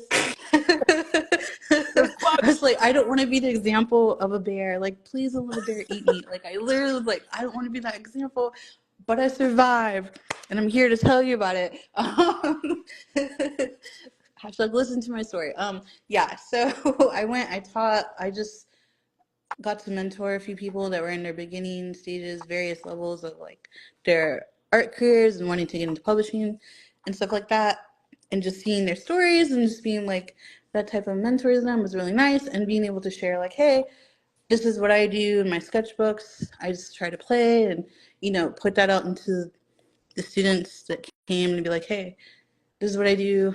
You can do it too. And then having people be like, oh, wow, that really helped me and inspired me. And I'll take this and teach it to my class. Yeah.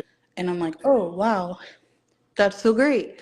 I would never have thought about that. So, yeah, I go to conferences and I teach them sometimes. I want to do more speaking stuff. I think using my voice is helpful and just sharing because I learn a lot more when I share. And I'm like, oh, like this. Like I was very happy when you invited me to this. Like I enjoy talking to you. I'm like seeing how you're doing your stuff in real life. And I'm like, whoa, he is painting. Because I cannot, I just like, so that's really cool to see. And just like, yeah. And so I think there's a picture book summit because I'm a real big fan of, I feel like everyone is, but like, is Mac Barnett? Am I saying his name right? Yep, Mac. Some of these people's names I don't say out loud, Yep. you know. Yep, Mac Barnett. That's it. Thank you. And John Klassen? Yep, thank you. And that is the validation I need. So, so yeah, so those and many others, and like, especially, gosh, I don't know her name, but I know her Instagram. Is it Bridget Sweet something? Bridget something? Gosh, Oh, I don't know. the Sweet Beyond. Yes, Yeah. something like that. I know we're talking. She has like a cat or something like a face. No. Okay, I'm gonna. Magro. Probably yes. Rosita Yeah. Magro. Yeah. Yes. Yeah. Okay. Okay. Got it. Thanks, guys. Everyone, we did it. So like people like that, and I'm just like, oh, you're so great. It's like, oh, and like, yeah, just good stuff. And as the following and being inspired, and just like so many artists, so many people, and being like So finding those friendships and stuff. I was like, okay, cool. Thanks for inspiring me. Anyways, continue. who's your like go-to today? Who's the new person that you're like, I dig their stuff? Besides you, Don't you do that? and The guy that's why said they I pay wasn't me. good at compliments. Right? Right? It's like that's why I got the jobs. No, I'm kidding. No, you do really great stuff. I really appreciate Well, and thank just you. seeing it. It's just I'm so jealous. Like I really want to do things by hand, and I've been practicing my sketchbook. So to see you do this is just like oh wow wow.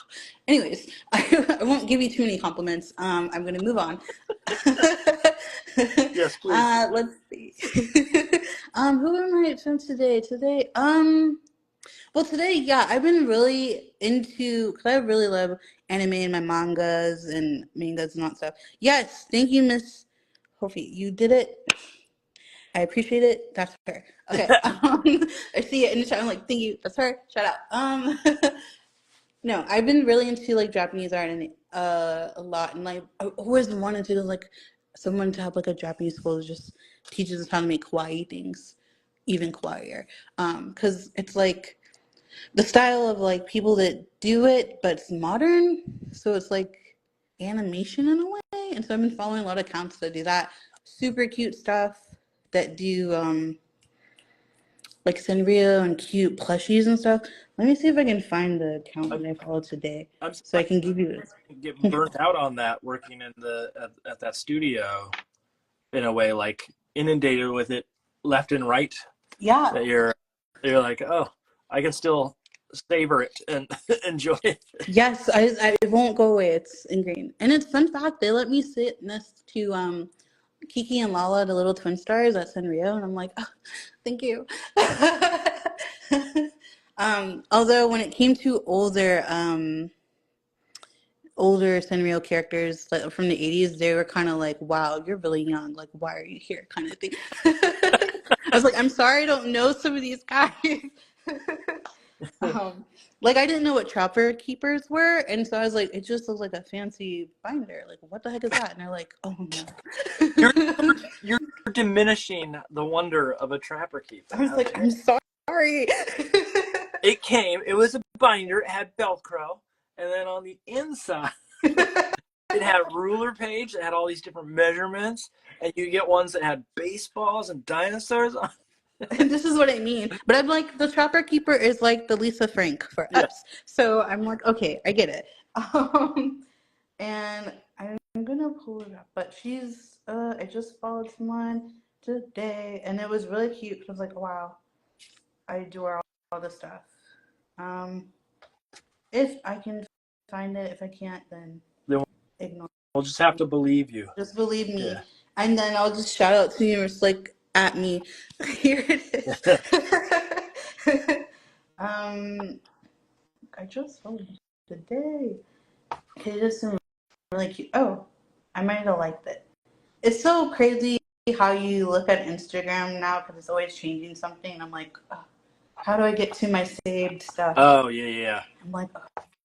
But I'm always happy we have a save button now. I'm like, yes. Especially if you're like trying to find like real deep in there like insight like into like, oh, who looked at this post and when, and then all of a sudden Yes. you gotta move it around. Yes, it's Yeah. annoying. Super annoying. I'm gonna pull this up so you guys don't see my password. But I found the account. It is Mo. I think her name is Mo Doodle Shop. Mo Doodle Shop, and she makes really cute stuff. It's not Japanese, but it's inspired. And then what's her name? Is it Cynthia? I don't know. I've been following a lot of people. There's just, I guess the algorithm knows what I like, so it's been showing me. I also, I really like. She's not Japanese inspired, but I really like her watercolor, positive, mindful pieces. Her name is Anna Laura, and then underscore art. So yeah. I don't know. Can What I about, type that in for people? yeah, Okay, I think. guys, I'm typing that in for you. So, tell me, are you, because some folks that I talk to are like, they're all in on kidlit, and it's all they think and breathe and eat and Oh, what. cool. And there's the folks who are sort of like, they live in this world, but they have lives outside of it. Is the best way I can put it. And I'm wondering, um, are you someone that sort of like is always in a kidlit section of the bookstore? Are you someone that like it's your job but not necessarily your hobby as well? Where do you Um, stand in that sort of Great that question. world? It's my job, my life, because I just decided to fully go into this full time. And so, yeah, I live and breathe it. But I do try to have a life outside of this because how can you be a creative without being and living and existing, you know? I Yep. can't just stay in my room. So I'm trying to go out there. I think I'm trying to do more. I don't know if you've ever done like school visits and stuff. So I'm Yep. trying to be like, hi, I'm a real person. Here I am. Here's what I have for you, children. Thank you. Like, it's one thing to draw for the children, but then to meet the children and like, oh wow, they are little amazing beings. That's cool. They are little people. They are there. They have a lot of things on their mind. It's really cool. Anyway, so I'm learning how to do that and be comfortable and sharing and that type of stuff. But I also am like, I do other things because that inspires me to create. So like, I've been trying to read, which I said, like, yeah, I've been trying to read more with my eyes and not just reading with my ears. Um, so just trying to look at things and like take my time to read. Like my goal right now is to read all the books I have on my bookshelf that I have bought from other authors that I follow who are really great YA authors and just in general and little great authors. I'm like, I'm gonna read these books, and I just buy them and leave them there. So I need to read. Is there So is that. there a genre that you Well, naturally romance. Ooh. Ooh, right? Yeah. Ooh, are they Ready? Watch this. kissing? Watch the fingers. There you are. Yes. And then they live happily forever, ever, ever. So yeah, I've done that. I think there's a little bit sometimes thriller murder mysteries. Like my mom really likes the mystery stuff, so she's been listening to is it Frida McAdam? Hold on. She's the person that does The Housemaid, and I think they're gonna make that into a movie. McFadden, Frida McFadden, and Got she does a whole bunch of thriller stuff. And they're gonna make the Housemaid series that my mom listened to into like a film, which I'm like, ooh, that's cool. And just learning about that because I did learn about the Save the Cat method or whatnot, and so they used one of her books as an example, and I was like, oh, that makes sense. There's so I many know the twists. I know the term "save the cat," and I think I know what it means, but I've heard it used in different contexts, so I'm not 100% on like exactly the structure to it. What can you give me a quick like rundown or synopsis of it? Yeah, so it's based on screenwriting, but I think there have been other books that came out on Save the Cat using that method for like writing novels and young adult novels and other stuff, like Yeah. movies and stuff. So it's for screenwriting, movies, plays, and so I guess it starts with having your hero like save the cat. Like, how do you get them to do that? With twists and turns, and it starts with like a various breakdowns so that you can get to that point. And it's like the dark night of the soul, which you probably Yes. heard a lot of people say. Yes. There's like a scene for that. There's a scene for like a breakup. There's a scene for like the a beginning. Like it breaks it down into parts. Like here's how you started your beginning story, the middle and end.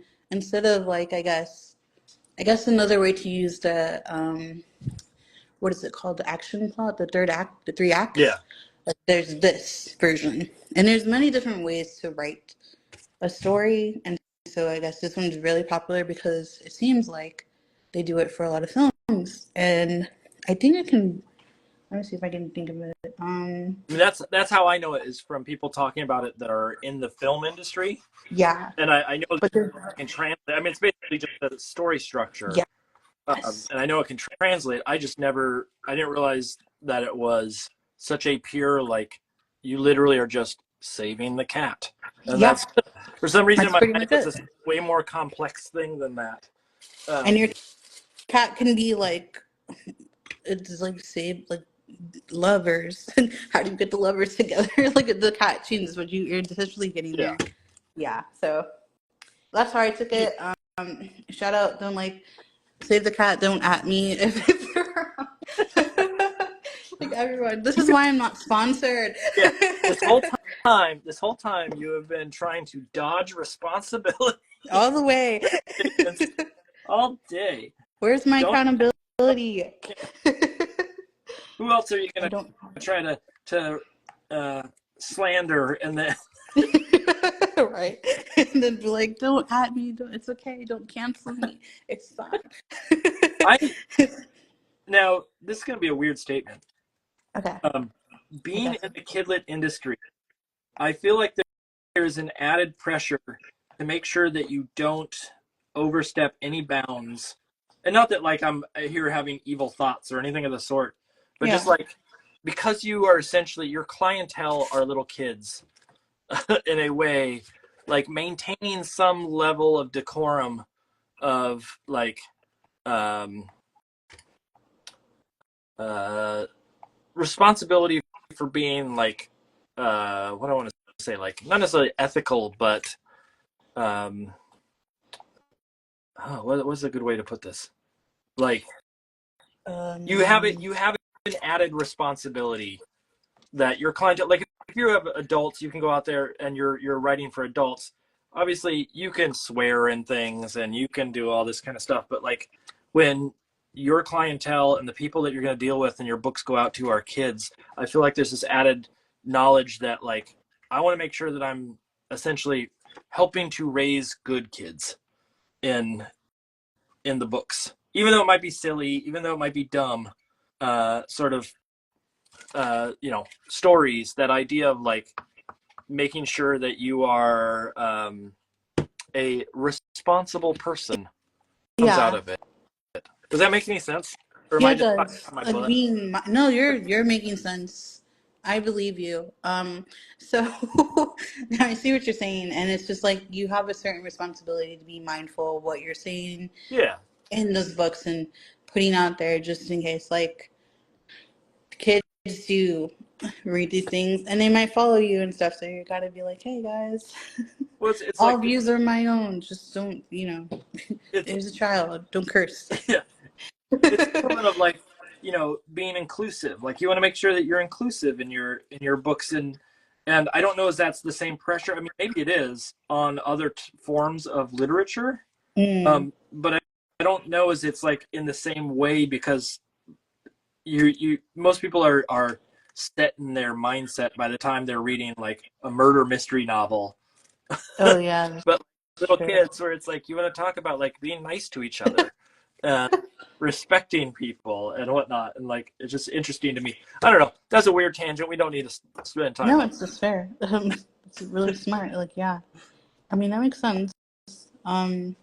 You are, I mean, you are telling someone to be, like with a murder mystery, the person's already set. It's not like you're saying be kind, don't murder in your book.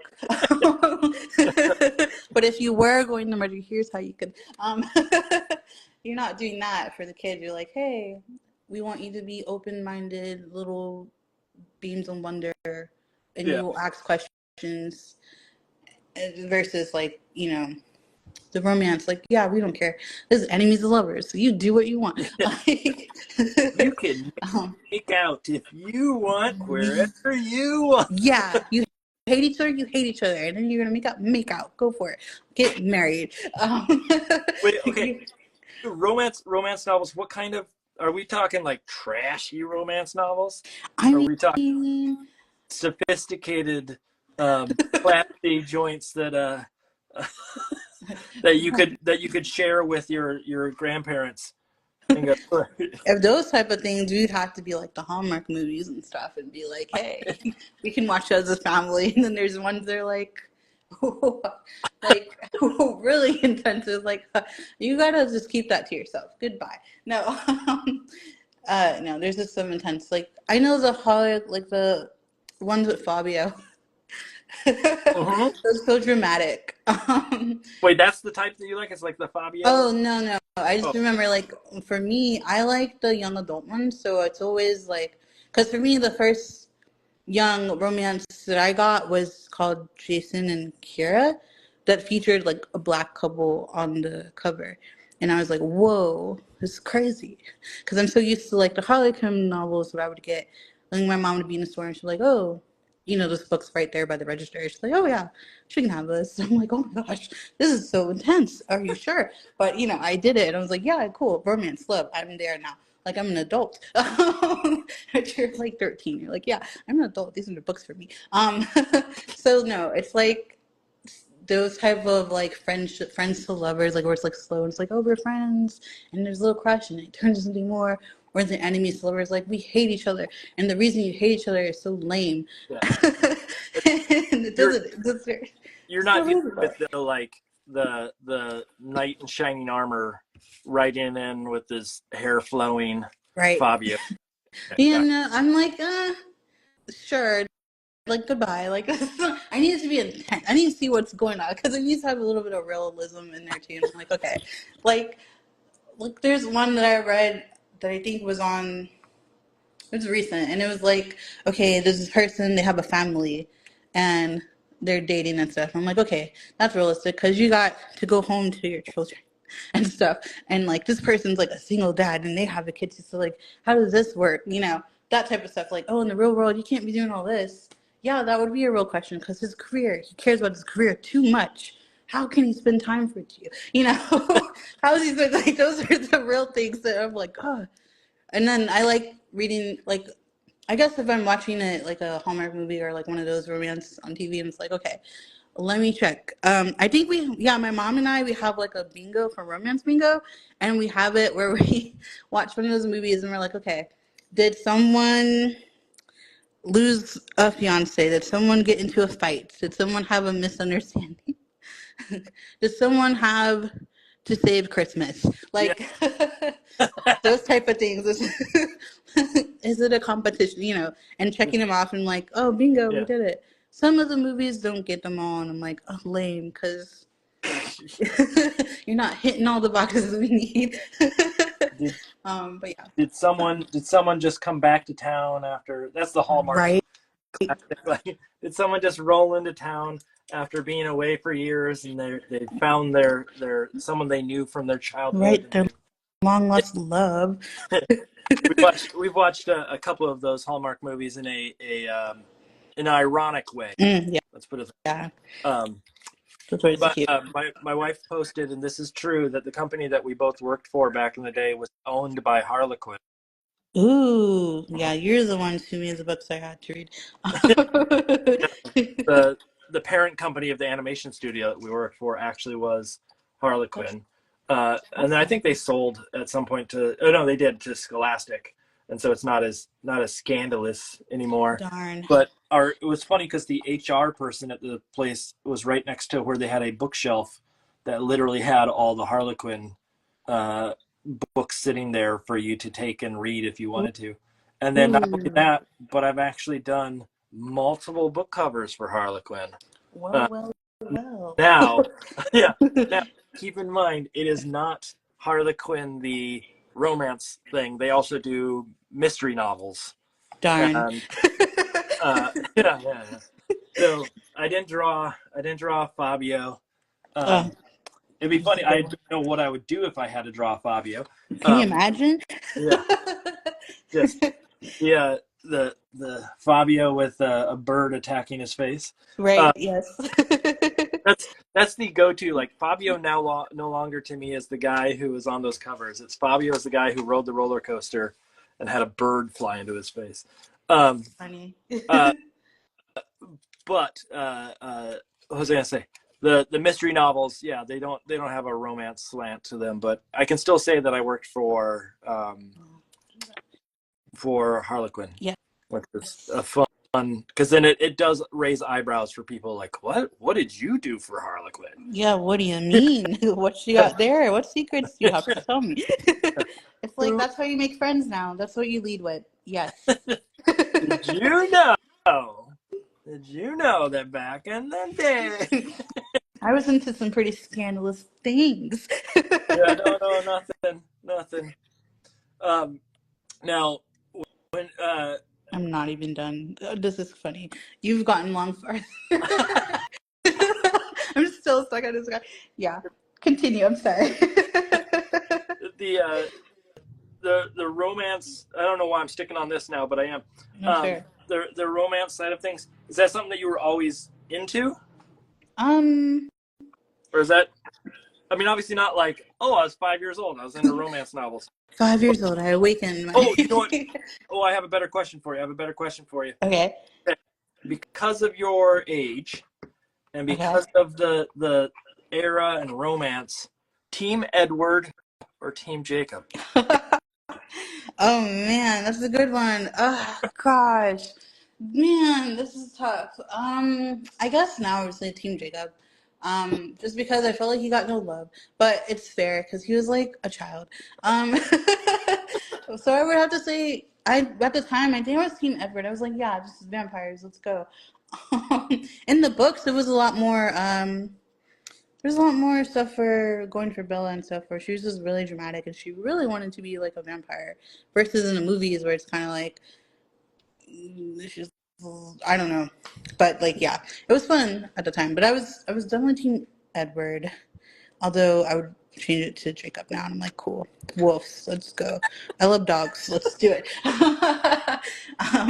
But yeah, it really had everyone in chokehold. I was like, good for Stephanie getting her money and living quietly, like dip, goodbye. Like, yeah, here you go, children. Here's the movies, 4 of them. Here's these books. I'm gonna go live my life now. Does wait? There's She doesn't still make stuff like Tangential, does she? I don't think so. I think she retired, I hope. Not I hope. Not like saying that she should go away. But like I think she did her thing and then she was like, cool. Yeah. And she was quiet and she might have come back with something, So, but I don't know. bowed out at the top. Yeah. Yeah, at the bottom. Well, a great place. Great place for you. Great place to be like, yeah, I'm gonna go. I see. Now this is a pretty general question. I'm gonna give it that from Laura Kestroger, something like that. Mhm. And so it's pretty broad, is what I mean. Okay. So take this as you will. But is there any advice for people who want to illustrate a book for kids? And so, like, obviously, there's tons of advice you could give, Yeah. and that's why I'm like, a little bit broad. So like, we go anywhere with this. But if you had, 10, not even 10, if you had a minute to say to someone like, here's the thing I would do. This is the first thing I would do is this. What Okay. Let me think about it a little bit. What would I say? I would say draw the things that you like. Because that really shined in my portfolio. You could tell that this is me, this is what I do. And a lot of it was my lettering. And a lot of people like me for my lettering. And they still want me to letter. And I'm like, okay. No, I love what I do. No, and I think just doing a lot of what you like because that will show up and people will be like, oh, she really likes drawing animals. Like, we need someone to do animals in this book, things like that. I've noticed that a lot of people, like if someone likes drawing people or animals and stuff like that, that's something that art directors and stuff looks for. And that's something you could like put out there when they do the hashtag looking for someone who can draw ocean scenes or something.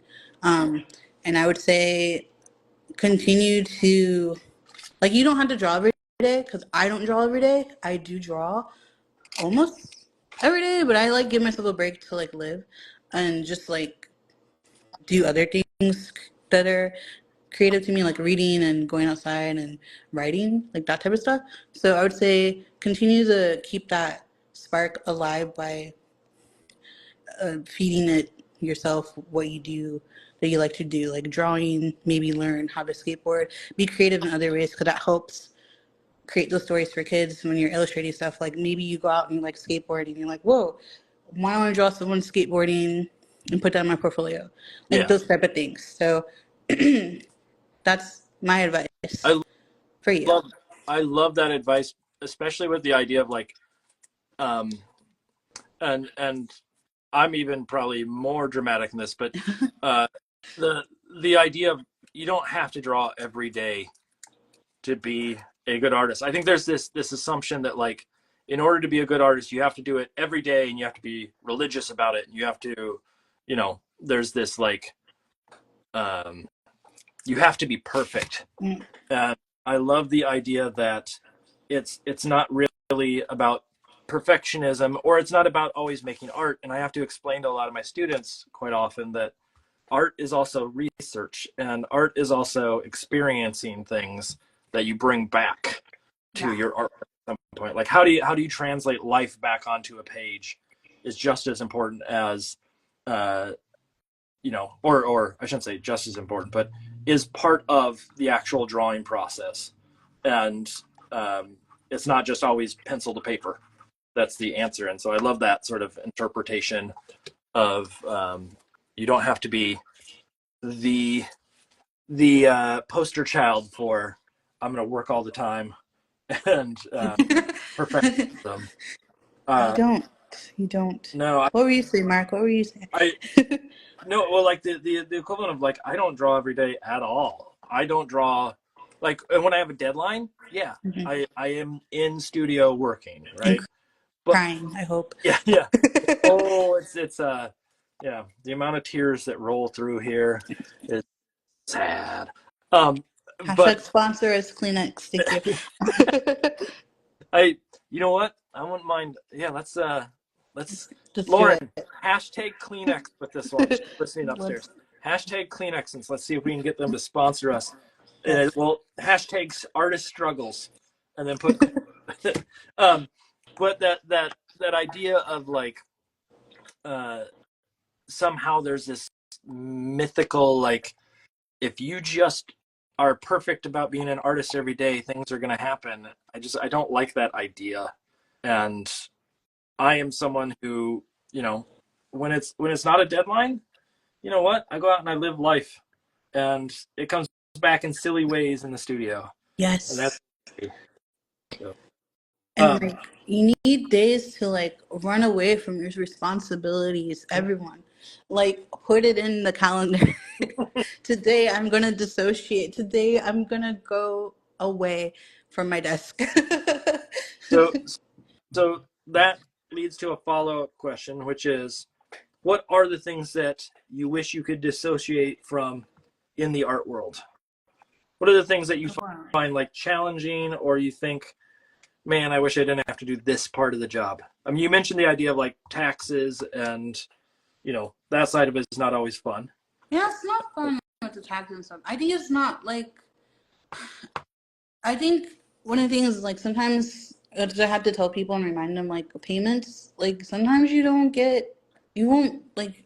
It's great that you have the contract, but when you sign the contract, sometimes it takes a little bit before you get the payment, and sometimes it takes a little bit before you get the contract. So, you have to make sure you have a cushion or safety net for yourself, just to be mindful of that type of stuff. Yeah. And I think it would be nice to be able to live creatively and not have to think about, yeah, I have to exist, I have to pay bills, like I Absolutely. have to make a living with making a living. Like I guess that's why I'm always so fascinated that I am grateful that I can live doing what I love, because every day that I do this, I'm screaming at the world like I'm an artist. I exist. Even though you have AI, even though you have like people that say, "Oh, you're starving artist," or "No, my cousin can do that." It's like that's great. I'm doing it today, every day, and I'm telling you that I exist. I'm here, and I'm living my life with a little bit of joy in my corner of the world, and being very rebellious in my joy, I guess. And so, despite the what is it? Despite the horrors, we persist. And so there are a lot of horrors out there. But let me ask you this sort of pointed question. Okay. And this is not necessarily that I need examples, but Mm-hmm. what? Well, mean, I guess maybe it is asking for examples.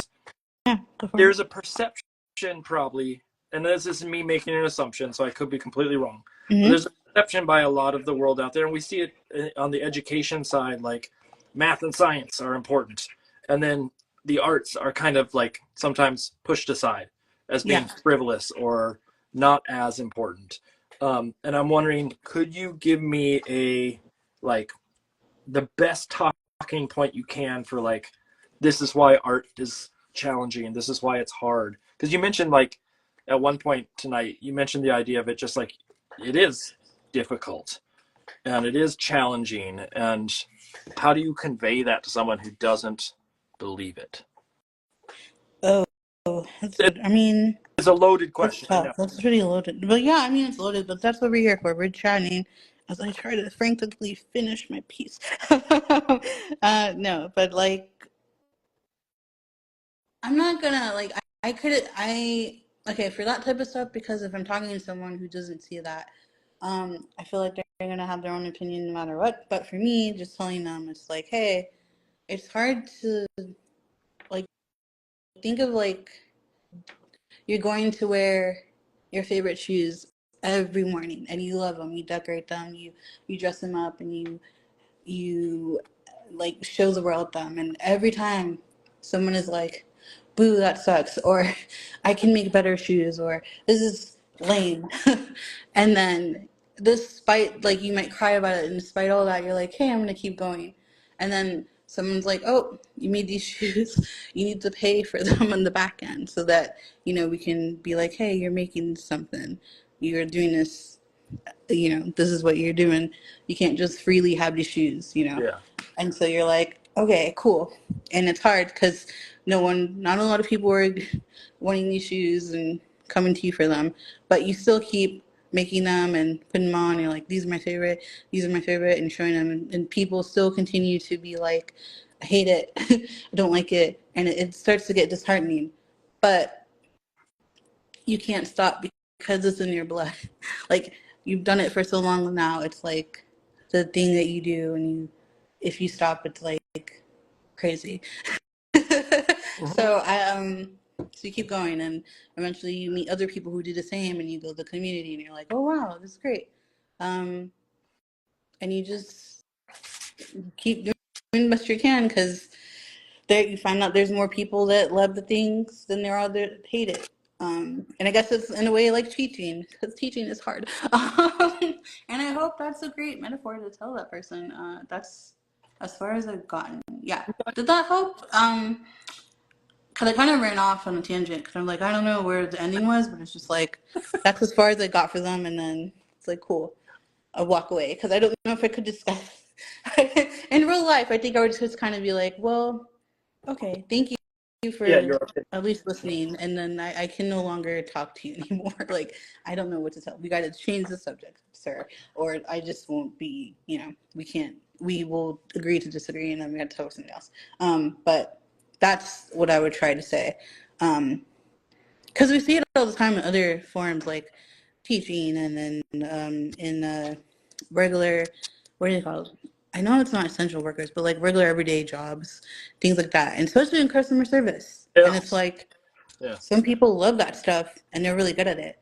Like, I always make sure to tell the people, like, they always be like, well, not always, but some of them be like, bless you and have a blessed day. And I'm like, thank you for those blessings. Good vibes to you and always. And they're like, we need them. Like, yeah, and I got them. And then go about my day. So I try to leave it a little bit kinder, because it's just, that's all you can do when people tell you to hate the thing or hate on you. Like, you can only leave it as kinder than it is, so that someone else can be in a safe space. The idea of sort of like the service community, and what's interesting is like and it's a challenge that I've been sort of talking with students about in particular, just that idea of like, you're getting out of school, there's this perception by family all the time of like, well, what job are you gonna get? Right. And not necessarily that they're all like the most evil, like families are like, you made a dumb decision. That's not always true. They're just concerned. Yeah, they're concerned, and they're trying to figure out, they don't know how to contextualize it.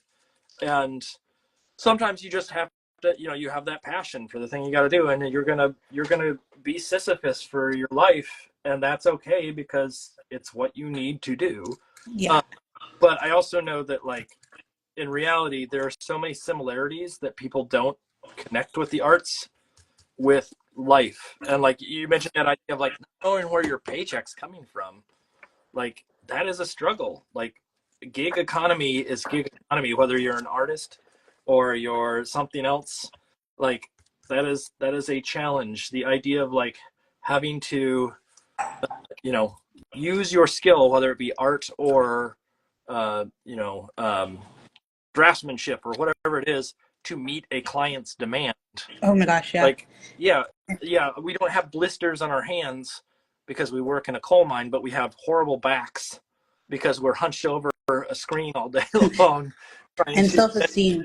yeah, working crazy hours trying to get stuff done.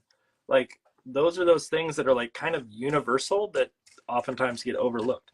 I don't know. I got real preachy all of a sudden. No, it's good. I mean, it's helpful because it's true. And then you have to also learn, like, not to take things so preciously for certain jobs. Like, not to be so precious about it, especially if you're a creative who's like doing graphic design, and then at night you're building your dream. Like, Mm-hmm. sometimes you just gotta get a paycheck because that's okay. You're still creative. You still count. It's okay. You just gotta. You got real life things, reality, When, get things to pay for. when you were in school, did they talk about that at all? Like that idea of um, sort of the expectation versus reality, and like I know that, and I don't know if you went through the same thing, but like there's this. Well, I went to school for this specific thing, and it isn't working out the way that I planned, and therefore somehow I feel that I failed, Oh or yeah, like did yeah. they go through any of that kind of like discussion about what actually is not necessarily like what failure is or how to define success, but did they talk anything about that sort of like perception at all? I think for me, yeah, like they were like pretty honest about like, yeah, sometimes you'll get to some jobs, and sometimes you you may do this for freelance or something for at least graphic design and stuff. Like like hey, sometimes you at work, sometimes you may not, and you might have to do some pretty in between jobs, and here's some other skills that you can learn so that maybe that can help you out. Like they were pretty like I feel like my teachers in the department were pretty realistic and honest. Especially like saying like, hey, you know, maybe you don't want to make like when you're just starting out, like maybe it's best not to do stuff for, family members and stuff like that, or maybe it's better to be mindful of the type of work you take on, just because it can be a hard line in between that you're gonna have to like balance, and it's like you can't, real things like that. And maybe if you go into business with someone close to you, that might be difficult. You might come into some stuff where it's like you guys may not work out and someone takes the business, so this is how you make contracts. Like we were like talking about stuff like that to prepare. So I think they did talk about those realities and this me in life, like seeing people. Like I remember I had a job during college at the ice cream shop, and I remember seeing an illustrator who graduated, and he worked at the ice cream shop, and he was being very honest. He was like, yeah, I'm an illustrator, but it's hard to get work Yep. out here, and so I need to do this, but it's temporary, but I need, I got to do this, and that's what I can do right now, and I'll make it work. And just seeing that in real life and being like, okay, wow. And that person being open with us about it, the people that worked at the ice cream shop, not like, I don't know if he was telling people like, hey guys, but just with us and just being like, hey, this is the reality I'm doing, and it's cool. And he did it for a little bit, and then he left, and I'm like, that's cool. That's what you got to do. So I guess we were taught like, to do what you need to do, and just remember you're creative regardless of the situation you're in, because that doesn't make you less than an artist. It doesn't make you less of an artist. You just are, Yeah. regardless. Because Yeah. there are other circumstances you have to deal with. So it doesn't take that away from you. Yeah. No, that makes like I wish that, and I know there's a lot of people trying to start out in the career of whether it be kidlit or just art in general or illustration or what have you. that there's a real strange perception of like what is considered making it and what, Mm-hmm. and I wish that it wasn't so like cut and dry that you must be famous and Oh my gosh, yeah. yeah, or you must have somehow have proven yourself or be a full-time artist in order to claim that you've had success of any sort. And I just, to me, it's like, just go make stuff and be cool. Right? And, like, you got to win all these awards. It's like, yeah, it's nice to win them because that recognition is great. I guess, like, in the entertainment industry, too, and you're, like, an actor and actress and those type of things. But it's like, you're being recognized whether you know it or not. People do see you, and you don't know who you. That's why I have my little posters like, "Your success, big or small, like little things you never know, is inspiring someone." So it's just like, How, go ahead. no, I was gonna say, because it seems to me like, we talked about the good vibes at the beginning, and I'm wondering Yeah, why. I'm not challenging you in the sense like why, but more so like why is that important to you? Why? I think that's. Oh, What's special? sorry. What's special? No, don't worry. But like, was there some like light moment that became like a critical element of your persona? That's a good question. I think because when I was figuring out my brand and who I wanted to be in school, it just naturally happened to where I was like I describe my work as a summer pool party and everyone's invited. Because I like summer pool parties and there's always one of them. There's always a summer pool party. There's always a pool party happening and everyone's always invited. So you can join this corner of the world or not. And I think from there, I was just like, okay, why am I saying this? Because I want people to feel good and good vibes. And why? Because there's so many people telling you no, including yourself. And I just didn't want to be that person. Because I felt like anyone who's ever met me has always said, like, I really appreciate your presence and I wish I could put you in my pocket. And I feel like that I have, like, one of my purpose, like I said earlier, is like when people are in my presence or just I'm surrounded by them, I want them to have a safe space and to feel inspired. And I just really want to tell more people and show them like you are a wonderful being and light beam. It's good vibes over here. Like if you need to cry, cry. If you need to draw and draw. Like I hope that in this space it inspires you to take action so that you're not saying no or you don't care about the no's that are being thrown at you. Like you continue on. And I guess I'm just feel strong. And I guess that's the way that I'm like, if I didn't want to be an artist, I would be a guidance counselor because I feel like I just really want to help others and give back in that way. And just listen and be like, hey, that's tough. Come sit here. Take a seat. And I think that's also a tribute to all the things in the 90s that we all saw as kids that were just like people talking to us, like Steve from Blue's Clues and Levon Burton for selling us about reading Rainbow, like, hey, read a book, you can do it. Those type of people, and just like wanting to do that for others. I think that really sparks that in me. There's like, yeah, that's what I do in my art. I want to bring that joy. I want to bring this, and I think it's kind of solidified now. That's like, yeah, I do bring good vibes to you. I do bring this joy, and it shows in my work this funness and bright colored stuff. And like, yeah, I hope this makes you smile even for a little bit. And then, whatever happens, happens. But at least for 5 minutes, you could take a minute to smile at this today and be like, okay, Yeah. it's all good. For a few minutes, your life was better because of something that I did. Yeah. Not to be like so arrogant. Yeah. Like I realized, me.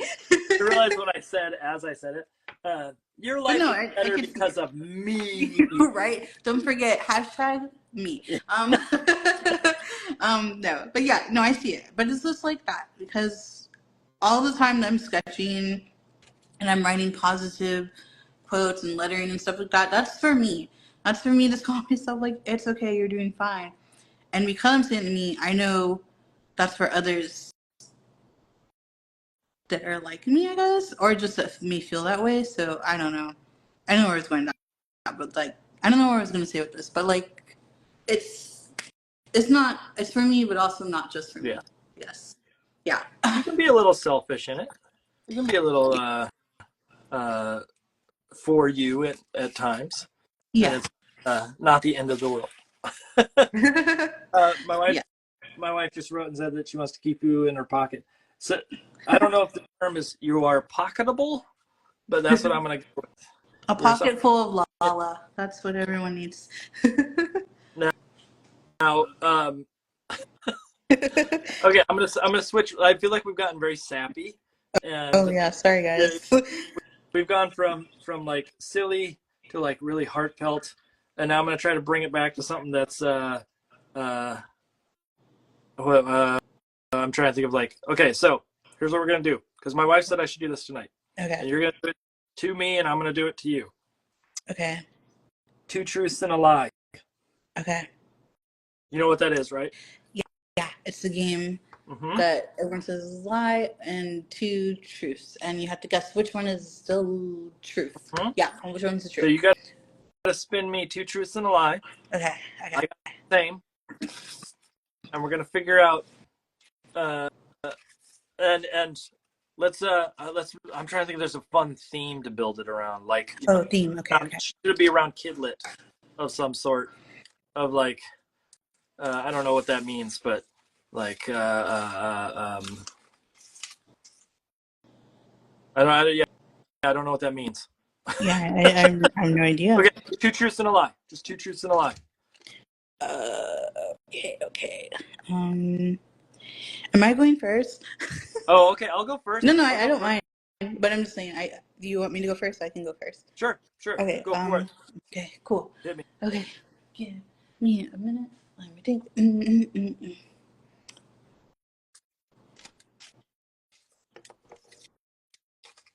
Okay. I went to Japan. I fainted on a roller coaster, and I ran away from the police. Okay, I'm pretty sure that the fainted on a roller coaster is real, because that feels like too specific. Like like the other 2 are like things that probably like you could just come up with out of your head, but that one feels like, yeah, that definitely happened, and you're gonna have to tell me the story of it.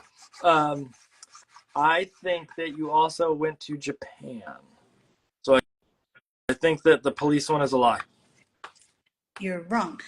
It's Japan. Japan's a lie. Okay, well, why did you run from the police? Like, right, put you on the spot. Here it is. No, I ran from the police because we had a dog that in our neighborhood that kept coming to our house that was being abused, and so the people had called the police and to check on it, and my mom was like, "Hey guys, go take this dog away, so they don't give it back sooner because we know what's happening." So I ran in the middle of the night with my friends away from them, so that the police, wouldn't catch us with this little dog. And it was a long night, and they didn't care that much. They knew that the dog was. They were like, "Yeah, we're not gonna let her have the dog," and so we ended up giving that dog to a better owner, and it's been living happily since. So that's nice. Okay. Yeah. There wasn't running from police in like some like, I mean, technically. Yeah, no, technically no bad thing. Yeah. Like, It was no crimes for me. It was nefarious for a good cause. Yeah. Okay. And fainting on a roller coaster, I fainted on the rocking roller coaster when it came out in Universal. I think it's the Island of Adventures. Is that what it is? I think that's what it's called at Universal Studios in that part. And they have the rocking roller coaster. And it goes back pretty far and it goes high and it plays music while you can choose the music you want to listen to while you're on a roller coaster. And I remember my mom was in front of me because I don't do roller coasters really. I'll go on them.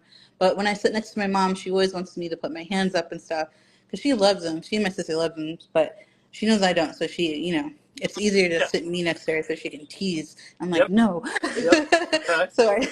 So I sat behind her, and so we were going, and it was really hard. I was like, okay, it's gonna be okay. And then I know as soon as it went down and did the drop, I fainted. It came back and fainted.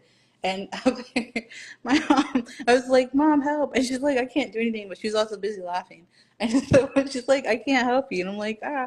So when we got off, I think the video, we watched it. And then one of the guys was like, that works there is like, oh, I need to save this for myself because it was so funny.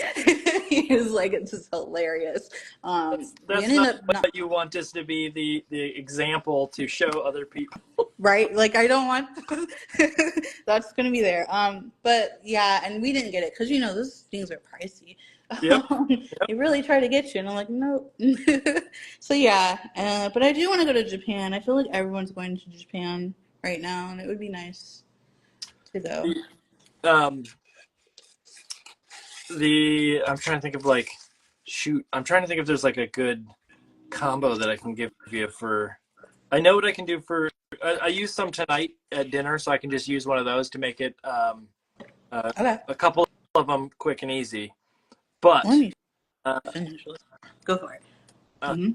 okay. I just need to think of another truth here real quick. Hold on. Okay. To come up with lies. It's harder to come up with the truth. Right? It's easy to be like, oh man. Yeah. Yeah. Okay. Here we go. So number one, I was when I was 10 or 11, I can't remember which. I was in a snowmobiling competition in Minnesota for youths. Let's put it that way, like young kids. And I got third place in it. Okay. Number two, I once golfed a mini golf round so well that I was invited to a state championship competition. Whoa. Okay. Okay. Uh, while I was young. I'll keep them all while I was young. So Okay. it's just going to throw you a curveball. And then the third one is while I was young, I also had a motorboat blade engine sliced between my toes. Oh my gosh. Okay.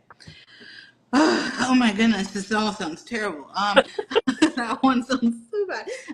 Let me think. I'm gonna say the one that you. What's the second one? The mini golf. Yes, I'm gonna say that one's the. Wait, no, I'm playing it wrong. I take it back. It's two truths and a lie. Okay, no, I was right. Okay, I think that one's a lie. Yeah, that's my final answer. I think number 2, the mini golf, is a lie. You are wrong. Dang it. Okay, well, I figured. Go, let's go. I was, the one that is the fake one is the snowmobile. Oh man, I should have said that. Why?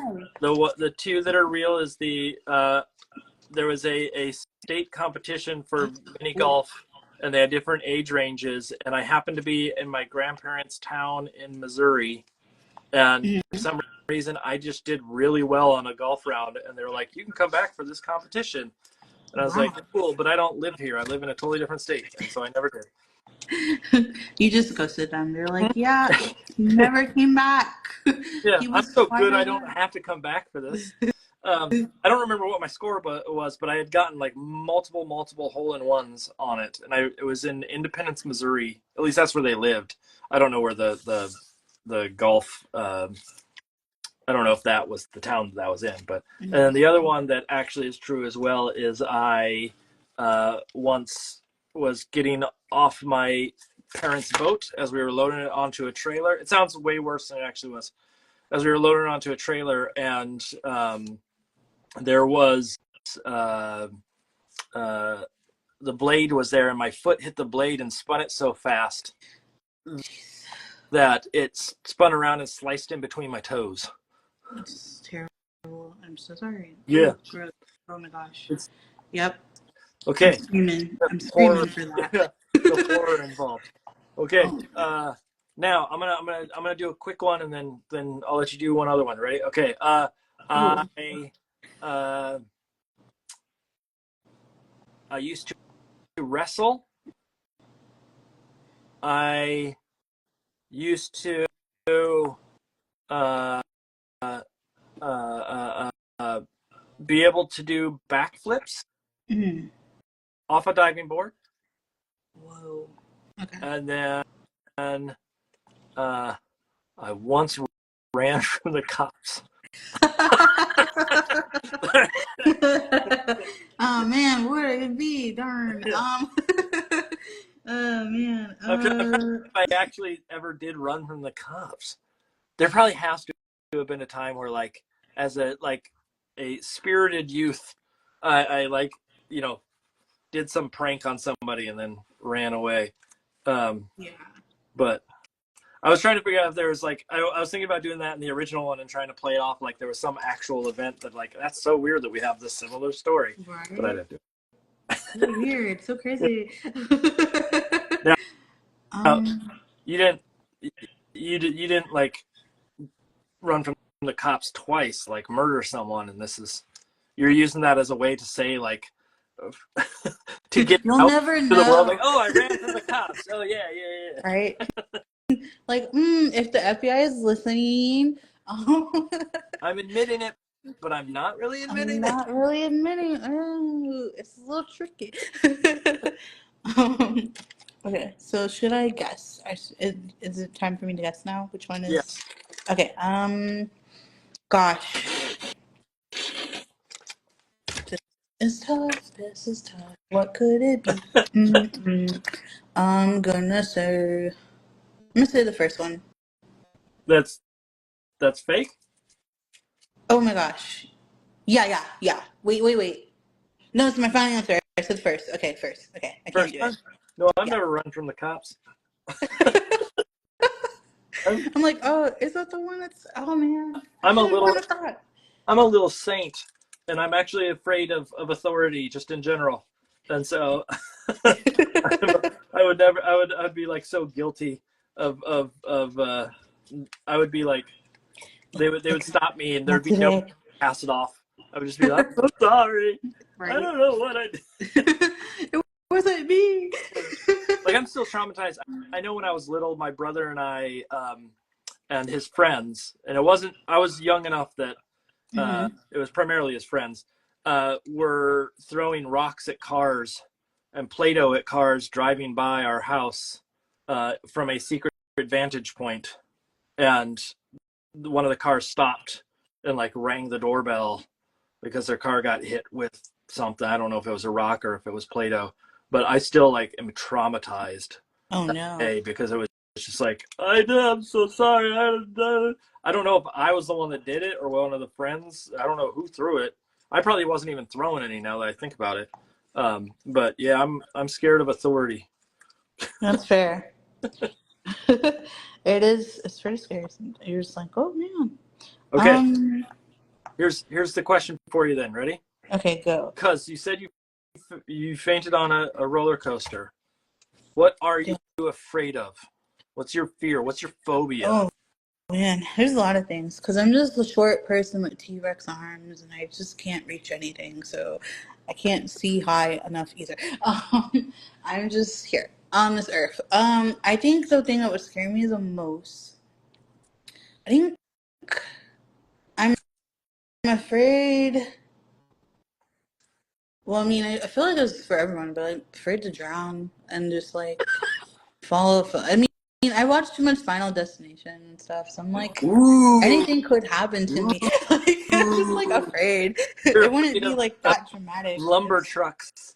Yeah, I just can't do that. I just in the car, the airplane. I'm just like, there's so many things. It's like, I, ugh. I ever since seeing that movie, that like whenever I'm behind a truck that has trees on the back of it, Oh like, my oh, gosh, that is the first thought. Is like one of those is coming at me.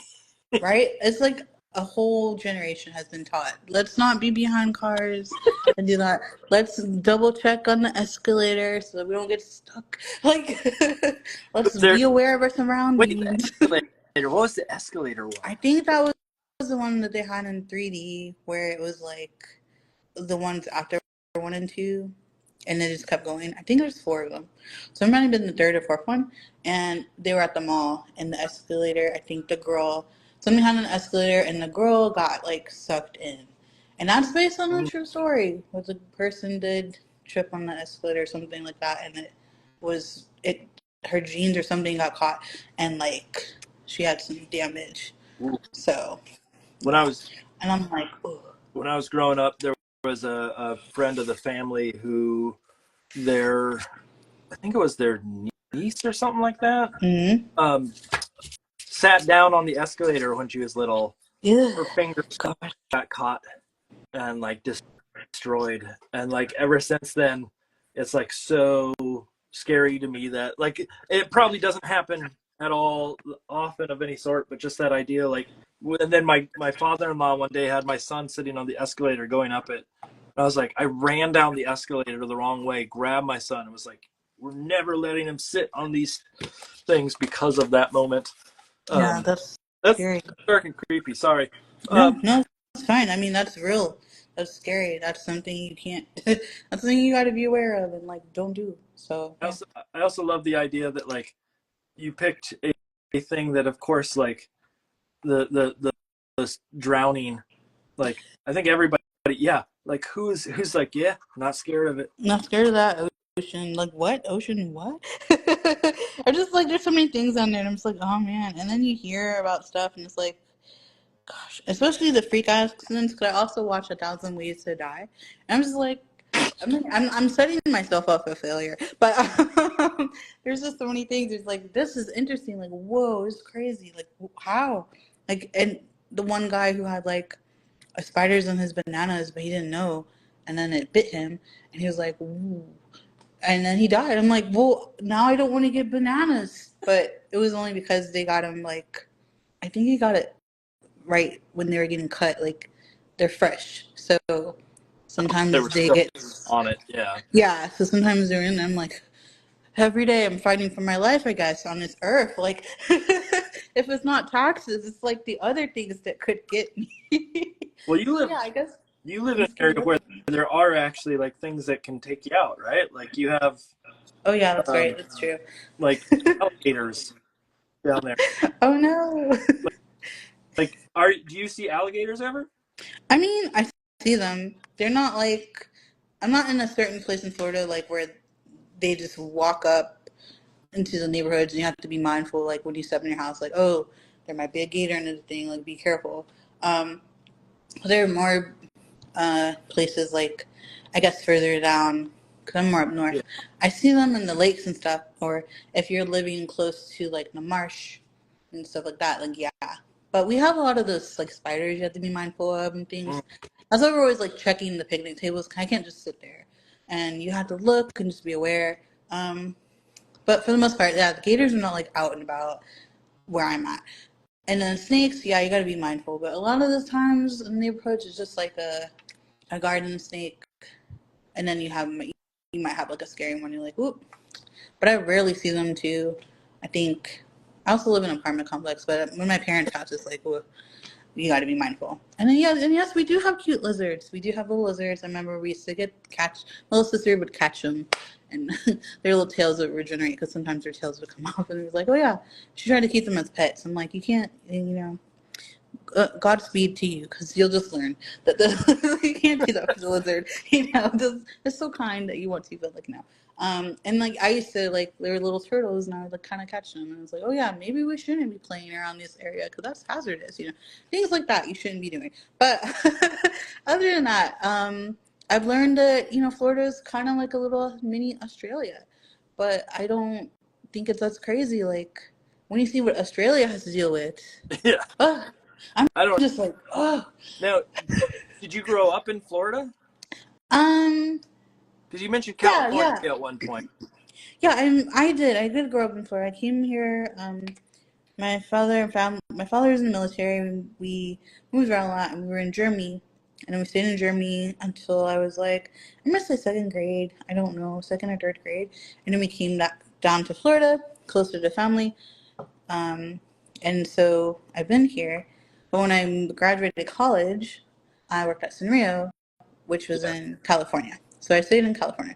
Got to stay in El Segundo. I was like by the beaches. I stayed in LA by the beaches in that area. And I was like, me and the son, this is a relationship you cannot break. And it was nice.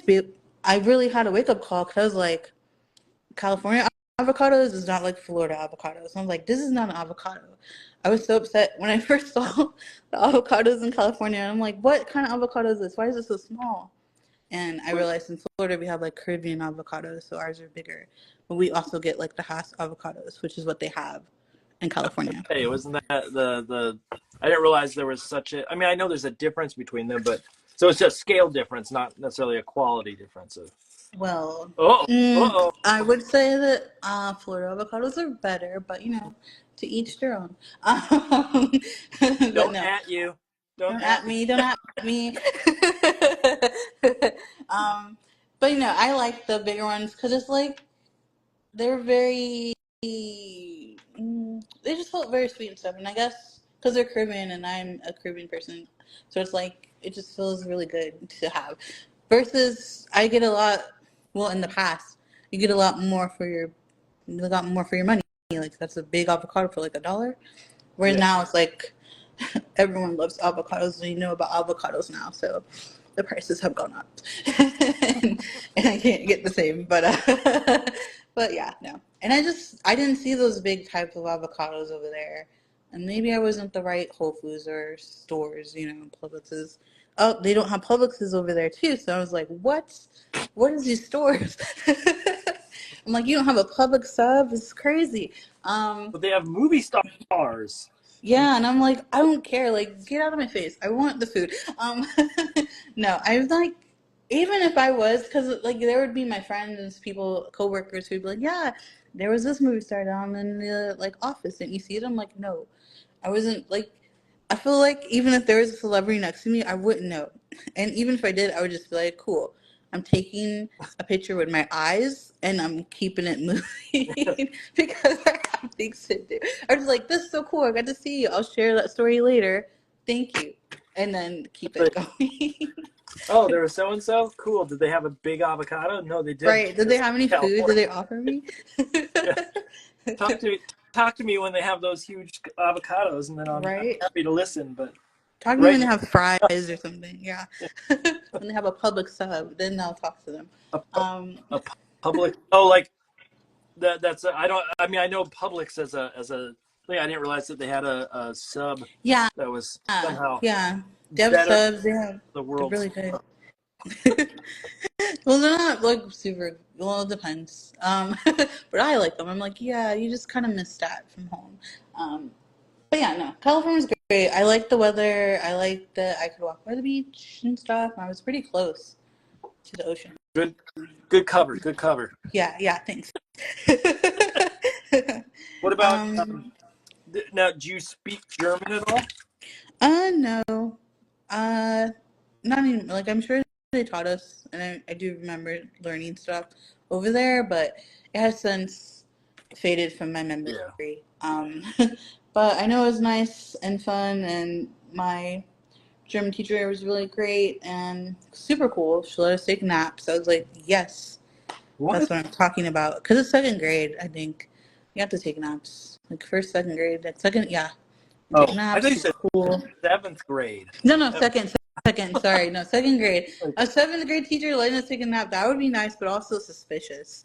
Like, what's the reason? well, you want to hear something real strange? This is gonna be Oh, this is gonna mine. shock you because of your generation. Ready?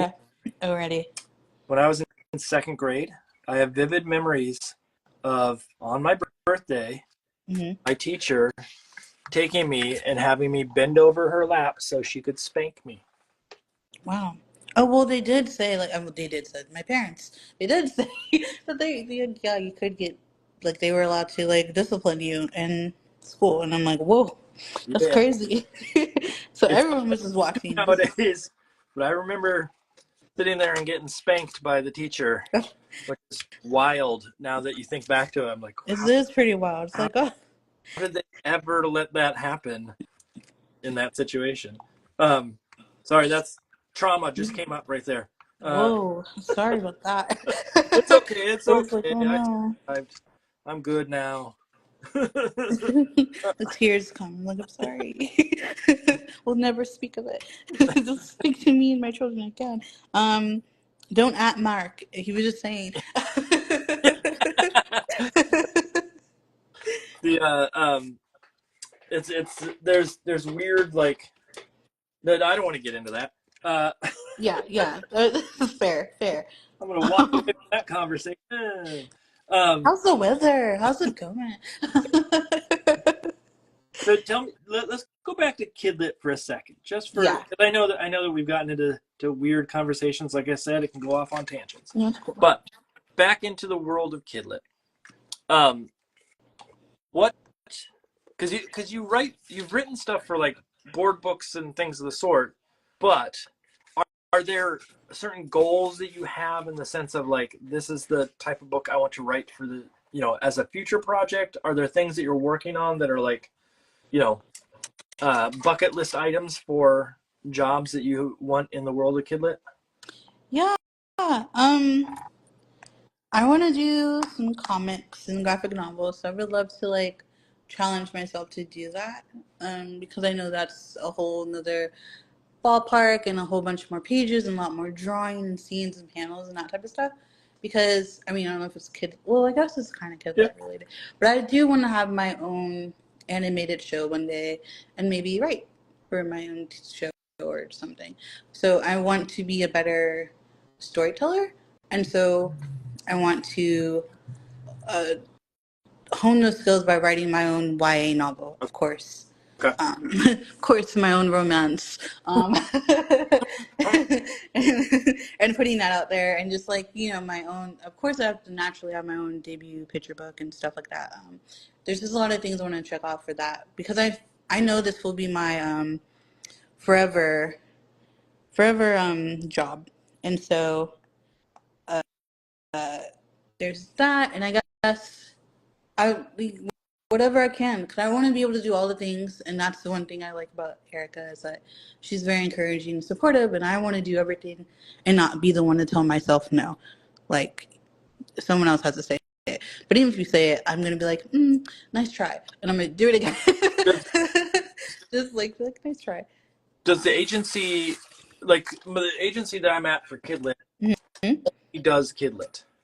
That's their sort of thing. They don't do other types of uh, like magazines or editorial stuff or game Uh-huh. product stuff, etc. Does Stimola do everything, or do they have Um, on sort of what they actually work on? Did you Kidlit? I think like if anything was to go into the entertainment role, like if something was gonna get picked up and turned into a movie or something, then yeah, they'll help with that. Um, but mostly like they do like chapter books, middle grades, young adult stuff. My agent sticks like she just does like picture books, word books, and stays in that realm. But like and like graphic novels and stuff. But if like you wanted to do YA something, she could do that as well. But because they're so collaborative in the studio, if she would talk to like one of the agents that does specifically do YA stuff and like help you Yeah. get that input and be like, hey, yeah. Yeah, no. Other stuff like I mean, I guess I can say there was a point in time where like one of my I was asked to like pitch something for a preschool show, and there was a point in time she's like, "Oh, if they were like, if you need something, we have an entertainment lawyer or something Yeah. that could help, or we have resources." So like they're very resourceful in that way, and I very much appreciate them. And they're just like, well, yeah. I mean, I just appreciate that I'm with like-minded people and people who see me and like encourage me to do all the things because it was hard when I was trying to figure out like how to do this full time, and like I need a job, and like trying to do this along with a job, and like that not working out, like finding the path. So for them to like be like, here, yeah, you can try this, okay, that didn't work, that's fine, we got something for you, like, you know. Yeah, Yeah, there's yeah. support. The support So through behind you was the big thing, big yeah, thing, yeah. big thing for me. I just support, because I'm a very supportive person too, and I like to check in with people and be like, yes, I'm cheering you on, because look at you, you did it. And you did it, Mark. You did a great job. I'm still here at mine. But yeah, so that's what I want to do, and I just want to keep going however the path takes me. I don't know what's going to happen. Like, I'm really honored, like, because I'm doing, as you know, the two studios and debuting with them, and the Hello Sun book, which is really nice, the beginner board book. And I'm like, whoa, it's so great that, you know, Seuss and they're like, hey, we want you. You're an emerging, you know, talent. Like, we want to support you and make this book with us. And I'm like, whoa, that's crazy. You're letting me do these things. Did they And so, like, to see that, it's like, yeah, thank you. And to help me be a better writer. So that was a really nice thing to learn how to write. Because I'm still working on my writing skills from board books and like picture books and stuff. I'm still trying to hone that. So they definitely held my hand and helped me write the story and stuff. And I just keep improving my writing skills all the time. So I'm just like, I want to do it all, guys. And yeah. So you can do it all. You yeah, can do I can do you it. can do everything you want to do. Yeah. I'm trying And except then there's for kissing. except for ride on roller coasters without Right? Without painting, I can do it all. else possible. That walk away. Right? Just walk off. It's like, Know your limits. I'll do it, but only if you pay me. You know I'm leaving with you're gonna something. you're gonna get like a roller coaster book next, Right? and then you're gonna have to go out and go experience just so you can capture the moment. Right? They're gonna be like, you have to market this book. So, Yeah, Six Flags every weekend after this like, to go sell. damn. Um, is there a like a threshold for you? I see there's another question here. I should probably get to the question, but I was going to say, is there a threshold for you that you would say success? Oh, okay, that's a good one. You know, obviously you are successful in it, and obviously you have this career that's going in it, etc. But there's a lot of folks that like that's not necessarily the mark of success. There may be something else, and that it may be financial, it may be emotional, it may be, you know, who knows across the board. But is there a moment that sort of to you is going to indicate I did it? um, I think what would be like that for me is just like I have my Like the own show you book mentioned. that's Yeah. yeah, like my own like the show.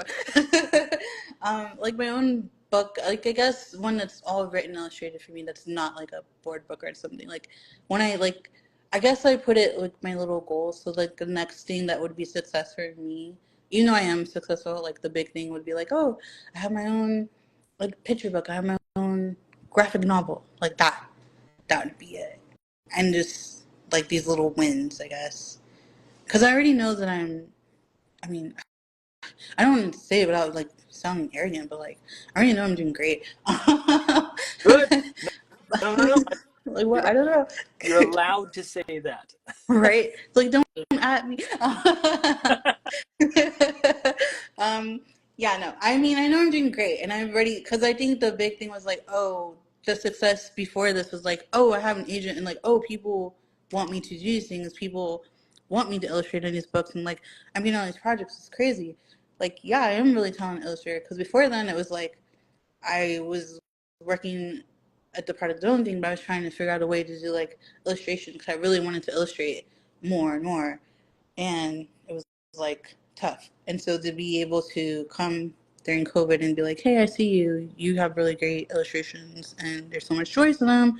Come on over, do this. And it's like that was on my list. Cause I made a list in college of like the things I wanted to do, and children's book was like number one, and then I remember us being like working on my own show, and then third was like doing collabs with like anthropology or something like kids like children's clothing, which I kind of did freelance, which was nice, but it was like little things. So Yeah.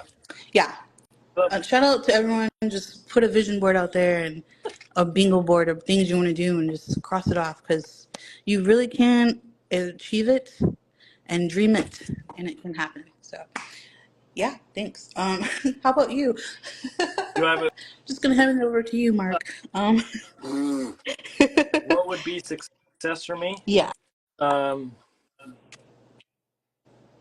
What is a good there's always joke answers. That's like the first thing that comes to my mind, but I'm trying to be like serious for a second.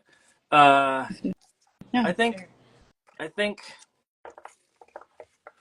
because I know that I've had success, but I still to this point think like it's not enough in a way. Like I there's always more to do, and so it's hard to like pin down and say like, yeah, I've done it, because I'm always, and some of that is just me judging myself and saying like, well, this wasn't good enough.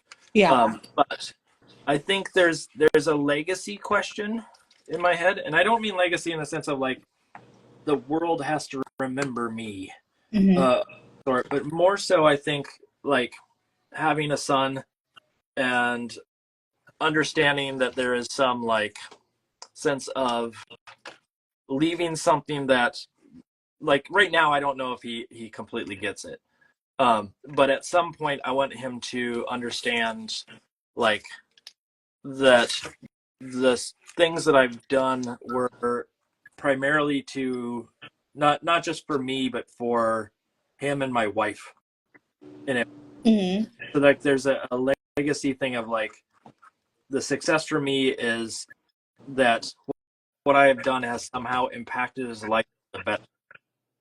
Oh, okay. That's not a financial thing. I mean, that is part of it. Obviously, like I want security and I want the ability to say like, yeah, I provided for and whatnot. But like some of that is just truly a like, I want him to be able to look at it later and go like, I'm proud of my father kind of thing.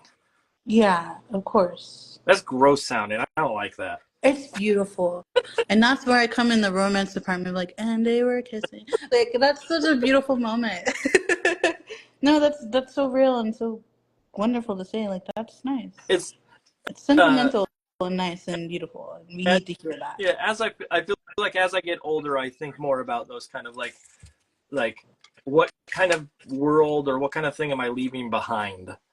And part of that is that sort of like, yeah, the connection to who is my son and what am I leaving for him to understand later in life. I'm going to get back to, there was a question here. Oh, okay. Amal Sinid, something like that. How long did it take you to be able to draw on the tablet? Now, this is wow. Like, I imagine it was something that was not a huge ask for you because of like, going through school and having access to these things. But obviously getting comfortable with it is maybe a little bit of a different scenario. Yeah. Tell us about that. It was a quite a different type of thing, because like it took some time. I think I took a class and it was really like learning on, not like a learning how to use my iPad or anything, but just like there was a class about illustration on iPad, and we were like, they used Procreate, and it was still new at the time. I remember it was because Denise made, I think that's her account, that she had came up with the class with someone else, and it made a class together, and it was with Stephanie Fritz or something like that, and she had a class, and so they were all combined, and they were talking about how to use Procreate, and they had these really cool assignments to try, and I like trying that out and learning like, oh, here's the brushes, and looking at them demonstrating it. So I would just practice and be like, oh, okay, I don't like how this looks crap, and just keep doing it anyway. And it's like, well, this crap's gonna look nice later because this is the way the world, because I couldn't use my I was using my Wacom. Is it Wacom? Wacom? Wacom. And yeah, and I couldn't use that anymore because it was older, and I had to find another way to work. So I was still kind of using that for certain things, and then I had to transfer over to my iPad, and then I just started using it, and it took like, honestly, it took me like a few months to get used to it and get the hang of it and be like, oh my gosh, this is so much better. It's like a Cintiq, but in my lap. So, so yeah, so it's just like I can take it everywhere. Like I don't have to sit at the computer with that big chunky thing. So yeah, so I'd say like a few months, and some of those days of the month I'm just like, whatever. I need to draw on paper. Like I can't do this. So yeah. But how about you? How long did it take you to? I mean, do you use I, your iPad? I do use iPad. I use the iPad for sketching. Oh, okay. So and it's primarily just black and white sketching. Now the first book I ever worked on in Kidlit was actually completely done in Procreate. Oh This, yeah. I tell you, this is going to age me a little bit too. That the first book or the first iPad that I got was the first iPad Pro, like back in the day, and I think I got Procreate for like $2 when it started. So I haven't had to pay anything since with it, which is amazing. Amazing. Amazing. Which is that is one of the best things about I'm just Procreate, honestly. jealous, honestly. I mean, now it's only like it's what, like $10 or something like that. Yeah, it's like Some 10.9. Yeah, it's not bad. stupid low price compared to Photoshop and Adobe products. But I use it every once in a while, like if I have a editorial assignment or something like that where it has to be done fast. But for the most part, or like it's like a color correction, or like, you know, I need to move something real quick, like I'll use Procreate. But I have basically been a traditional material or a analog material person for so long that I just sort of gravitate back to this consistently, and sort of have fallen back in love with analog materials so many times that it's sort of I've realized that Procreate's there for the sketching process because of copy and paste. That's primarily it. Like, so I don't have to redraw stuff over and over and over again. But I don't disparage it as a tool for other people, because obviously it's clearly a fantastic tool that people rely on a regular basis. But I'm trying to think if there's like, I'm trying to think of like how long it took me to learn. Honestly, it took me way longer to learn Photoshop than to learn something like Procreate. I don't know. Did you get trained in Photoshop when you were in school, or Adobe products? Oh man, I did Illustrator a lot. So I was drawing art with Illustrator, and then I learned about Photoshop on my own because I didn't have to use Photoshop too much. I think it was mostly like, let's see, web design, some photo. Yeah, we did Photoshop a little bit, but it was like not for drawing. Okay. So when I wanted to learn to draw, I taught myself, and I was roommates with the animator kids, and I was like, "Hey guys, help me live a life." And so they're like, "Yeah." So I learned from them, and then I took a lot of Skillshare class. Like a lot of my stuff was a lot. It was in my portfolio was because I did from Skillshare and then learning stuff myself, and then from class. So I did a lot of everything because I also did some minted competitions, which I don't know if you know what minted I is. I do. think it's pretty good. Yeah, yeah. So in the beginning, I did a few of those and I won a few, and I was like, okay, cool, cool. So it was helping me build my portfolio and just learn how to do stationery stuff. So it was really Remind nice. me what Minted is. I know I should know it off the top of my head, and I know It is a stationery store that does like wedding card, invitation design, the green card design and stuff, but they're based on competitions and stuff from Illustrator, so you can submit based on a theme, and from okay. that they will pick a few to put in their store. I think they have some that they design themselves, but mostly I remember it from competitions and designing stuff from their artists, and then you get a bit of the commissions and stuff from, you know, your stuff being picked. And a few of my stuff was like editor's pick, and not to brag, but it was good. It was really nice invitations. I was like, oh yeah, cool. And I did a really nice Halloween party card design that they put in their magazine. It was like really cool. And then they stopped selling them after a certain point. So I was like, okay, that's fine. But yeah, that was like another way that I learned. So I encourage a lot of people, if you're in school or just in general, like doing stuff outside of like on Skillshare and other stuff. It's very helpful. So Did you ever yeah. use or do stuff with like spoon flour or any of those? Oh, that spoon flour. I didn't use spoon flour. That was a little too much difficult for me. But I remember a lot of people had that, especially illustrators, because they would put a lot of their patterns. Yeah, Did that's you, I could did you do that? you, especially with like the product design and patterning and sort of your aesthetic, having experience in that one, because it feels very sort of in line with sort of your aesthetic, with the sort of kid friendly side of it. Thanks. Yeah, no, I mean, that sort of stuff is hard too. But yeah, no, I have not tried it, but I did make pins before, and that was a big thing too. People making a whole bunch of pins. There's, Um, yeah, we've gone through the eras. Like, I don't think pins are as big now. yeah, they're not like that. The enamel ones. Yeah, Like, there was an era where like everybody was doing enamel pins. But I everyone. feel like it has died down quite a bit since, but they're still out there, obviously. But it definitely is not as robust a market as it once was. Yeah, that Um, was really good stuff. is there a what do I want to say? Not, I was going to say an end goal, but like, is there something that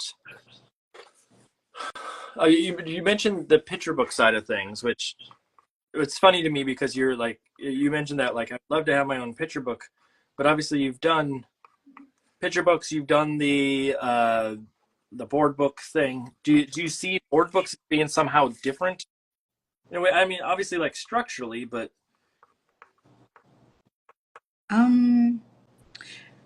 Ooh, oh, I mean, I think, no, I think, for me that it's like, okay, board books are great, but I also want to like, I think I say that because in picture book more just because it would be nice to go to the schools and be like, hey, here's this picture book I have, or just go up to like the Barnes Nobles and stuff, be like, here's a picture book I have with my name and stuff, you know, and instead of just being the illustrator yeah, and just be like, hey, I okay, have mine. Yeah, so that not like it's one better than the other. It's just like, oh yeah, this would be cool to have in terms of like, I made a book. That's the picture I get book that. that has my name. Yeah. Board books are good, but I don't think I don't know. I can bring them on to visits and stuff, but it's like it's not as big as a picture book in a way. Like it's easier to be like, hey, this is mine, and here's the I picture book. Yeah, and I don't know if that makes sense. Like now, it's because good, I but still to this day have a hard time going out there and promoting something that I did not write. yeah, it's hard to do that when you're just the illustrator part. So to have something that's yours is Yeah, it's easier. Yeah. and it's not to say that I think that like if you wrote it, it's somehow better. It's just you have a little bit more insight into structurally, like how, for me, the thing is how it's supposed to sound. Like Mhm. that I wrote, I can go like, oh, here's the tone of it. But if it's something that someone else wrote, I sit there and go, well, is it supposed to be like this, or is it supposed to be like, you know, like I don't Yes. quite know. And so that's always been the challenge for me It's on hard. um how do you, when you do write at the point, like I don't know enough um about board books, honestly. Like Mhm. I understand structurally how they're made and things of the sort, but especially on the writing side, is there a how do I put there is a very limited amount of space. There's a very limited amount of words. because of the audience and things of that sort. Do you have to be super on top of that, or is that something that like the editor works with you? Do they Yeah. give you a subject? Yeah, the editor's been nice. She's a great team. Editor works with me on that, and we go through and we make sure, because it is hard, and you, depending on the book, you can't have too many words. Yeah. So you have to be mindful. So it's really short. So you can't put a lot. So yeah, you have to put only so many words on there. So it's kind of like when you look at it typed and stuff, it's kind of like a small paragraph, Yeah. like less than a paragraph, like four sentences just broken up or so. So you have to be really mindful. It can't be too much, and then it can't be like, because I feel like a lot of mine is the die cut right now, so it's like you can't have too long of a word. So you have to just really be mindful of the way the board book is shaped, and then the rhyming, because that's what gets it. That's a little tough too. There's a book I mentioned on here, and I don't remember what it is. Maybe my wife know, but that was a book that tells you the age range, and it's like a thesaurus, but for the age range of words. Oh, okay. And it's oh shoot, I can't remember what it is, but it's sort of an interesting Is it the management. word? Like, Is it blue? yes, it is I blue. think I have that. Oh, I don't remember what it is though. It's I like don't know what it's called. some I can't think of it. creative words, or I don't know what it is, but yeah, where it says like instead of using the word scary, use, that's probably the worst because that's probably too easy of a word, but it is something like that where it's Yeah, instead of using alternative the word, words. try using this word. Yeah. Um, the board book thing. Do you get royalties on those? You sure do. Um, come on down to my show. Yeah, you do come. You do get royalties in them. I think, yeah, you do get royalties in them. It's kind of rare sometimes. Not all of them get like, because like if we're talking about royalties for everyone out there, like it's hard to get royalties back for some of the stuff. But you do get royalties. It just takes a little bit for them to come. Like it's really hard. Sometimes you might not get a royalty for a while. So yeah, but you can get them on board Well, books, and it's good. I talked to someone ages ago, and this is the reason why I asked. Is I talked to someone, and they said that now this is someone from a different country, and so Oh, maybe they have a different structure to it. But I remember them saying they didn't, and that's what? like it's probably a like depending on who the publisher is, because yours are through Scholastic, like, Yeah. and so like Scholastic is pretty good. But if it's probably like a small independent thing, and also it sounds like you're pitching them versus them coming to you Oh, saying, yeah, yeah. hey, Mm-hmm. illustrate this, which I think may have been the difference, honestly. There may have been that sort of That probably might be it. variation on it. So Yeah. Because I'm like, whew. I mean, shocked. Because I want everyone to get royalties. Like, please. yeah, Please get them. Even if if it takes a while to get, like, please. But, yeah. I don't know. I'm trying to figure out can you see my screen or the screen right now and see what I'm doing? I need help. Yeah, you're doing Do you lettering. think We're both doing our lettering right now. That's so good. well, I'm trying to figure out, like, because they just got married, should it say like ding, ding, ding, ding? Or is that sounds weird to me, ding, ding, ding. Maybe maybe there's a different word. Is that for the Yeah. bell? Yeah. Oh, I was like, ding, dong, ding. Well, I guess that Yeah. doesn't help. It's probably I see what you're saying. ding, ding, but I don't want it to look like ding, ding, ding, ding. Yeah. But I'm trying to think, should I, first of all, should I do that? And also, is there a word that makes more sense than ding, ding, ding? Ding, ding, ding. Let's see. Bing bong? It sounds dumb too. I need something that's like, Gosh, what could it be? or, Let's see. If we're married, ding dong, birds are free, la la la. uh, I mean, I don't know. All I'm thinking like kissing in a tree. Like that song is not helpful. Um. What other things can it be? I kind of just I'm putting Sweet Love, so I'm not even putting sound effect for a bell. Yeah, it could be just like uh Maybe you could put, like, what some word would go? there's probably some pun for like a lemon and a lime getting married. Uh Squeeze for life. oh yeah, yeah, Although that sounds squeeze. really morbid. Um, but like my main squeeze. Yeah, that one's better. That's cute. That's what it should be, Lauren. My wife just said, yeah, yeah, yeah. Yeah. Just main squeeze. Oh, musical notes. That's a good idea too. Yeah. Or did someone say that? Some said musical Yeah. notes. I think. Illustrator's always good at coming up with like Thank you things guys. that can be added to. I like main that. squeeze is probably the best on there, and then I can use it as a anniversary card. Yep. For somebody. Side note. It's a secret surprise. My main squeeze. Now the question is, can I spell squeeze properly? Oh my gosh, that is the true How test. Many E's are in there? I wonder if I should. Let's Like, should it be pink? Because that's a lot of pink on this thing. I'm just gonna put Sweet Love, and then yeah. I'm really surprised my phone. Shout out to you, phone, for holding out. I was gonna say you had worries that your phone was gonna. Yeah, I was very. I mean, I don't think it's. I mean, it's hot, but it's not shut down. So I'm pretty good. Like, shout out to this case from Caseify too. Like, you really saved me. I'm gonna ask you a question. You can tell the truth, or you can lie to me. Okay. Was that an excuse that you were worried and you're like, I don't know if I want to be on with my phone. I'm gonna make it. I'm gonna say my phone might die because of heat. Oh no, it has happened with my other friends on live and stuff.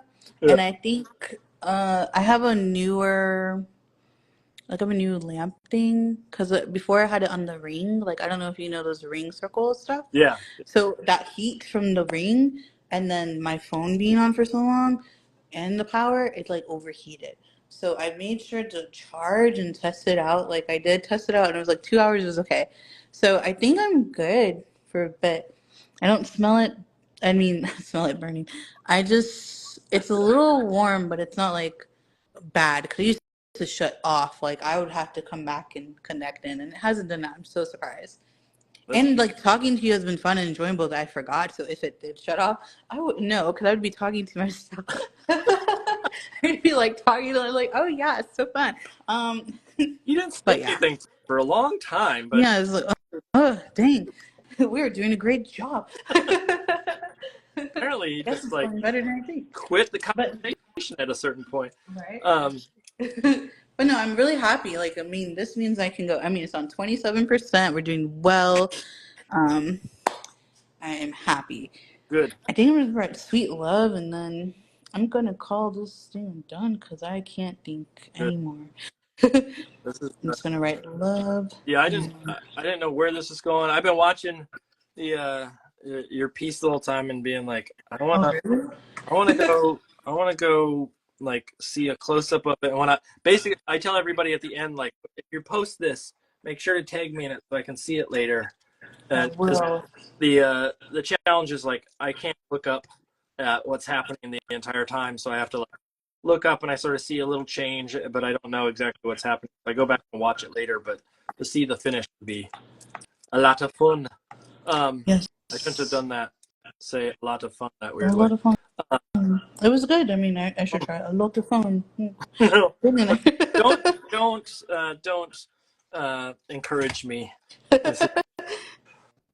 Do you have deadlines that you have to meet this week? Oh my gosh, yes.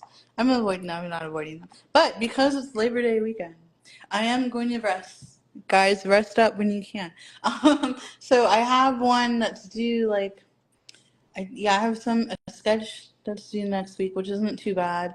And then another thing for another book because I'm working on another board book.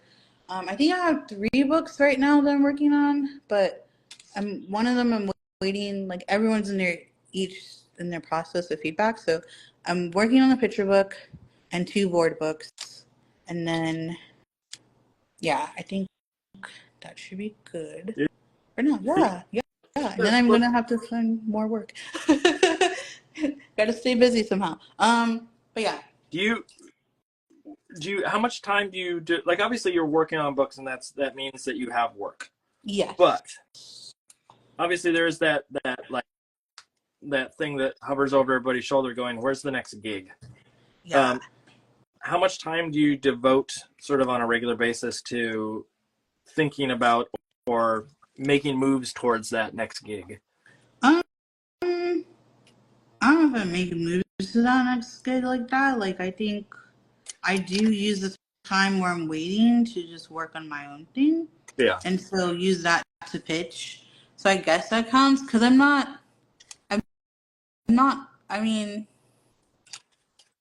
I don't know how it works for everyone else, but it's like, there's usually somebody that's like, hey, we have something, or like, grateful for the work that comes for the board books. Like, there's usually like, oh, there's a new board book we would like you to, to work on, and I'm coming up with ideas. Like, that's really great. So I feel like that would be something there. But I think I try to use this time when I have like chill time, which is about to come up soon, to work on my own pitches so I can put my stuff out there. Yeah.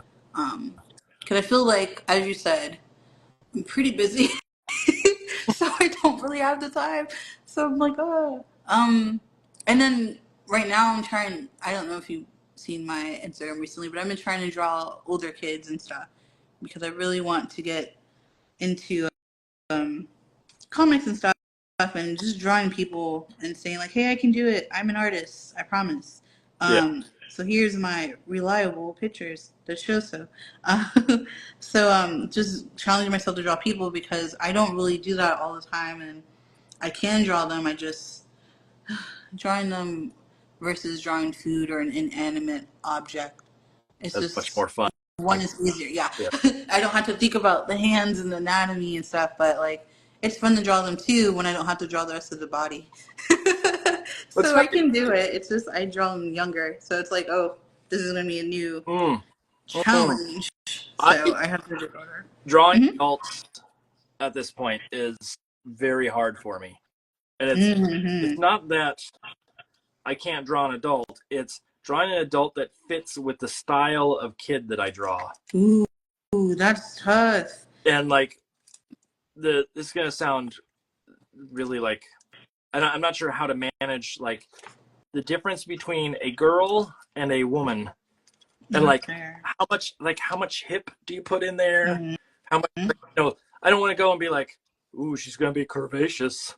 Yeah. I don't want to go like full Pixar on the thing, but I also want to make sure that it feels like there's an age difference. And maturity. And like same thing with like guys. Like I don't want it to look like a teenage boy. Like how do I make it look like a man? In those situations. It's hard for me to draw men too. I'm just boys in general. Like my first time drawing like a lot of male characters in the book was Sankofa, and that was really hard. I was like, oh, I'm glad you guys like it because it's really tough. I'm glad I could get away with that. Thank you. But it's hard to draw the types, especially when you're saying the women. It's like, for me, it's a little bit easier to draw them as everyone as like a child and a kid, and maybe like a little bit older, but not too much, versus teenagers and adults. And then when it's the guy and girl, like a woman and a male, like as you said, like it's kind of tough. And so I'm like, I can kind of make an older person, but I guess that's where character design comes in, and you gotta learn about like shapes and different stuff like that. And so I'm just like, I gotta brush up on those quick skills and learn again because it's hard. I have a theory, and this theory is maybe, it's my theory, so bear with it. Okay. But I theorize that, and obviously I know there's a spectrum of gender and sexuality and all that thing, but the idea of like, if you grew up as a little boy, you grew up looking at boys' faces in the mirror, essentially, for time, and so drawing a boy's face is easier. And vice versa, if you grew up as a girl, that sometimes just aesthetically you have looked at like the jawline or the the structure of the face in a way for a longer period of time that it somehow is easier. Yeah. I don't know if that's true or not. Like, I don't know if that's factual. Like, this is an actual scientific study. It's just a theory that I have. But I know that I have had a harder time drawing girls because I just haven't studied girls' faces as much as I have boys' faces. Which is fair, because I can see the theory working. I mean, you stare at your face all the time. We like started learning how to draw by drawing our faces. Or imagining ourselves as the character that we're drawing, or like using ourselves as reference and stuff. Like, it's And again, I don't know. It's like I don't want it to be gendered or anything of the sort in a way that's problematic in that sense. But I do think that has some like effect on how we actually how we understand the structure of humans or faces or what have you. Yes. Weird. Okay. That was me trying to get scientific for a moment. No, it's cool. Science, everyone. We need it. How do you spell squeeze? SQUEEZE. Squeeze. SQUEEZE. I think so. Hold on. Let me double check. Oh, you don't need to double check. Okay, I think it's squeeze. Yeah, because queeze. Yeah, not that helps.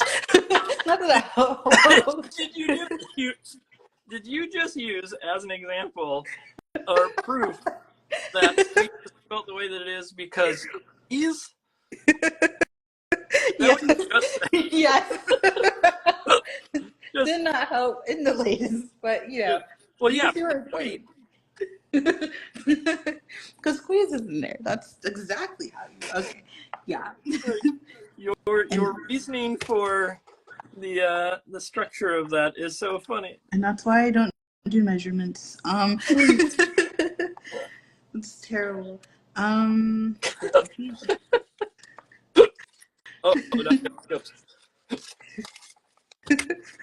let me put this in. Okay. I'm basically arranging this so I can show you the final thing. Nice. Because I can't think of it anymore, so that's where we're at. And I'll post it and tag you. I'm still stumped by because queeze. Like then it was like some word that we all know that like said like sport is spelled sport because like port is PORT. Yeah, but like port. Queeze is not a word. But port, poor. That's how I spell my words, everyone. Yeah. Well, there's queasy though. But no, I don't think. I don't think it works. I don't think queasy goes in there. Cause that's ES. Yeah. Like it's got to sound like easy, but like without the A. That's gonna be the takeaway. Lauren, please write down queeze in the notes for the night. And then check Lala. And then people can DM you with that. Someone asked, how do you guys film this? So just as a quick answer to that, I have and it sounds like you had something similar at one point, but I have an iPhone plugged into a power cord, and I have a ring light that it sits in, and I hover that over my desk, and then I have, this is going to be sad, 1, 2, 3, 4, 5, 6 lights shining down on my. I need another light. It's like consistent light. So I have like 1, 2, 3 warm lights and then 3 cool lights. That is so smart. Daylight. Learning techniques, guys. Delighting. Yeah, no, I don't have the. I just have. It's terrible. That's why mine is yellow over here, guys. I have I have the living room light on, and then I have the overhead light on my dining room table. And then I use the canvas light, the canvas lamp. I don't know if you guys seen that going around, but I have that. And then my iPhone, which is like trying to live its best life, not charged to anything because I charged it to 100, so it's at 23, and I think we're doing pretty well. And then, the light from my iPad. So When you say the canvas thing, you mean like one of those like weighted desk lamps? Yes, Yeah. but you can also take out the lamp part and attach it to a table, so you don't need the weighted part. Yeah. Okay. Yeah, Gotcha. yeah, which is Yeah. pretty cool. That's essentially what mine's not a canvas one, but I have something that's like it's one of those spring-loaded arms, like a desk lamp that attaches to the side, and it's just got a ring light. I don't even know if it came with a ring light. I might have bought the ring light separate, but it's just a mount for your desk that you can mount stuff to. And same basic principle though. Yeah. And I have little lights that I attach to my laptop and stuff, but since this is a different setup, having another light would be Yeah. helpful. So definitely appreciate that. I'm like, will I get that softbox photo light? Probably not, because I'm not a photographer and that's so bulky. So I might get like a little light that you can put on the table when I Yeah. do this again. If I do this again, yeah. Mine because of painting with traditional materials, Mm-hmm. I just need accuracy, and that's why I have so many lights. Because I have like two of them pointed at my palette, and then two of them just general desk, and then two of them directly at the piece. And so there's like a variety of lights in different locations to give me a somewhat universal. It's still not perfect, but a somewhat universal sort of lighting across the board. That's awesome. Cut that way too big. I'm trying to get the right tone of. I ran out of the color that I had, Oh, no. so I'm trying to get the. Yeah. So like, I saw when you're, excuse me. So you just paint your papers with the colors you want, and you just like kind of collage them together. Pretty much. And then Yeah. you put them in Procreate sometimes. Cause I saw your beautiful, made by human intelligence, the badge. Yeah.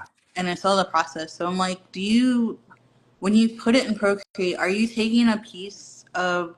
Because I saw that you covered the lettering you did before to write all over it to fix it. So did you like take a piece that you scanned and put it on top and then fix it, or did you use a brush to color on top? No, I do have some pre-done like textures that I just use if I need.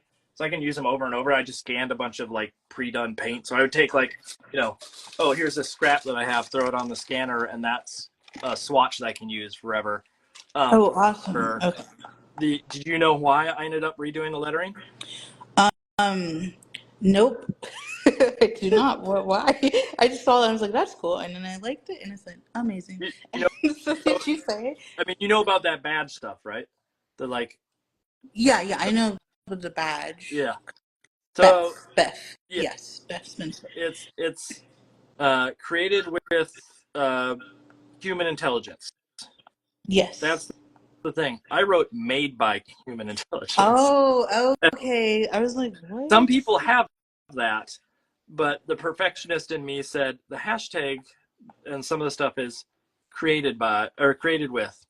And I was like, I just can't put up made by or made with. And it just bothered me too much. And so I went and photoshopped out accordingly the made and then put in a created. And so it's rare that I'll do something like that, but that's why I ended up using Procreate basically. Was because of an idiot move on my part of not paying attention to what I was actually doing. What the brief was, it was just me jumping in going, cool, made by, because it's a shorter word. And I mean, you're not wrong there. Yeah, That is true. I ruined some of the pizzazz of it and had to rework it eventually. So that's the only reason why that was done that way. But yeah, for the most part, it's all done this way. It is not. I try not to use Photoshop or Procreate as much as possible. Mm-hmm. Every once in a while, if there's a ton of text or something like that, yes, I will. But I try to avoid it as much as possible, just because of a like purity for my own sake. Like there's something nice about just saying like, yeah, the original is the original, and but I don't always stick to that. It's not always perfect. Gotcha. Let's see if I can get this. I've cut this Z like 15 times here. I'm trying to get one last squeeze. Did I just do the Z the wrong way? I did. Oh, yep. Looks. Yep. It's okay. I made a weird S. Wait, a Z goes the opposite. Yeah, so it's got to go this way. Okay. This, I think, like my fifth time trying to cut this stupid Z. Um, this is the other thing. I'm cutting these out. This is the challenge. Like you did the digital lettering, which is amazing. And that's why I end up doing that on Procreate sometimes. It's like just trying to get in there and cut out these letters in a way that's actually consistent and looks nice is sometimes so stupid hard No, that it's really smart. the digital version makes it a lot easier. I made a font too that I use that is similar. So Hmm. the logo is a collage styled font, and Ooh. I mask out a texture behind it if I need it. But that way I have a relatively consistent look across the board on all the longer things of letter forms or but it's meant to be sort of irregular, and it took me a long time to do it, but I made it. I did do it. Yay. I just want to take a moment to fangirl because I really love, like I've been saying on there, I love your work and I love the humor you put in everything, especially like seeing this. It's like I'm a big fan of what is it, the penny's worth and Mm-hmm. a dollar story. Uh, that's it's difficult. It's a penny's worth is really easy, and the next one's a dollar's grand dream, and then the next one that's coming out in a few months is a credit card takes charge, Look and then the fourth at one, that. which I'm starting Monday, is uh, Yay. Piggy saves the day. Listen, many ways to save and get that money. So it's really beautiful, very fun. Because I always see your work and I'm always like, this man knows a good pun. Like, he has a good joke and stuff, and it's like, because Yeah, it's so humorous. that's Kim Wilson that does all that the pun work there. But my first book, Fruit Bowl, is also just all puns, just fruit puns left and right.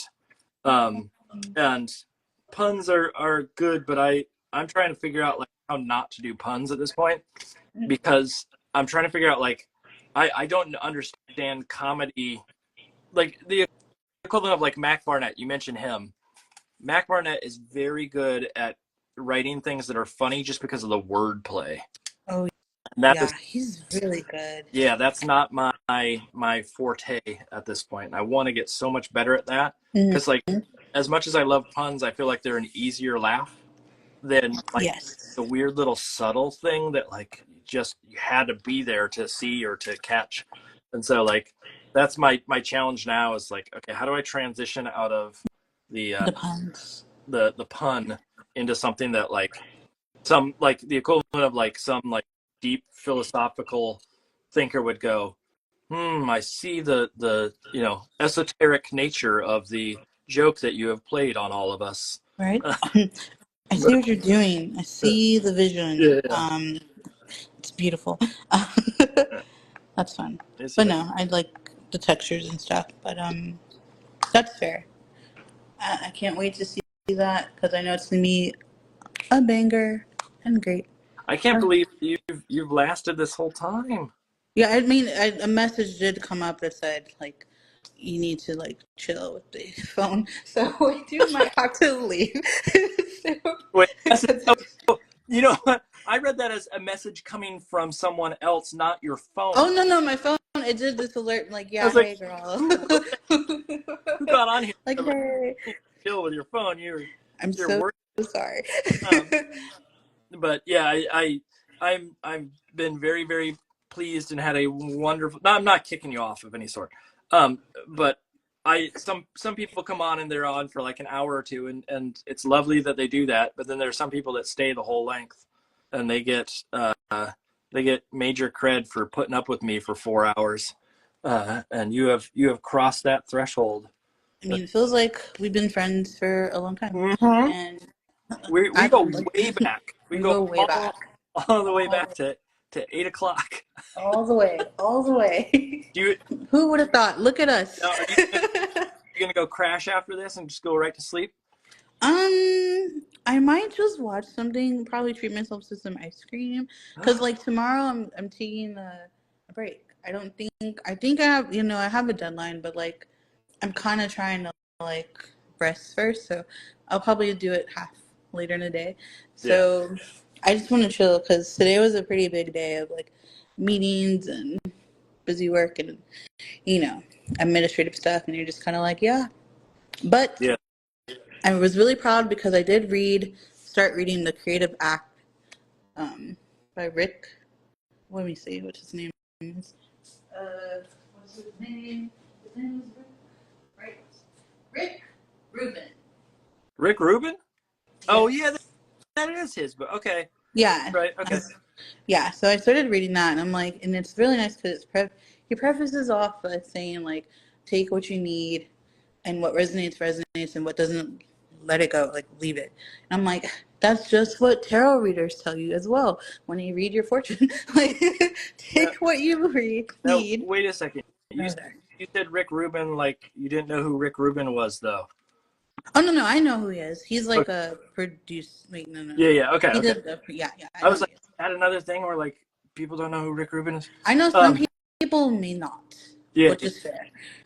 He's the guy behind basically all the huge records by like the. Is it Def Jam? What? Is it? Wait, no, it's not Def Jam Records, was it? No. No. He just No. he's an independent producer. I don't think he has a specific. Yeah, I don't think he does, but he does. He's a big producer for a big. Wait, no. I mean, he's keep going. You keep going. all the big names. Like I know him from like Beastie Boys and. Yes, I remember Beastie Boys. I'm trying to think of like. He produced a lot of stuff. Yeah. I know his Beastie Boys. No. Okay, yeah, he is a co-founder of Def Jam. Oh, he is. Russell Okay. Simmons, yeah. I was like, he's just something. He did something. He did stuff. He's done Beastie something. Boys, Run DMC. It has to be one. Yeah, that's all I got. I feel like he did something with Jay-Z or something. Like I feel like there was. Yeah. No. He did. Yeah, he did something with Jay-Z. Yeah. Yeah.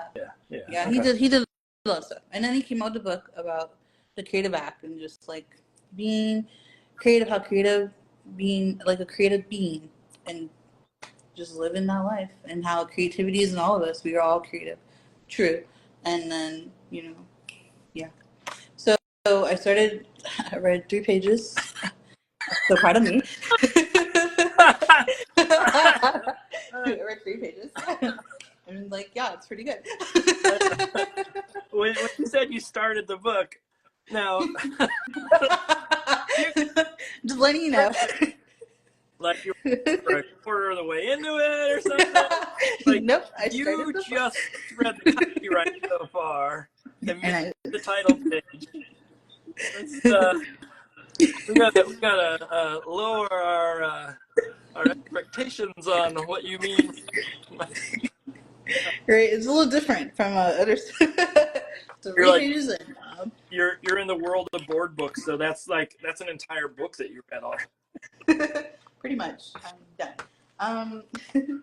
No, but so far I like it. I like how it is easy for me to read right now because I'm like, as I said before, I'm listening to a lot of audiobooks and stuff, and so I'm so used to like that person has to have a good narrative, like the narrator has to have a good voice because otherwise I'm like, why are you speaking? Yeah. This isn't how I imagine the character, so I just want to read it myself, and then all that, and then like the story has to be good.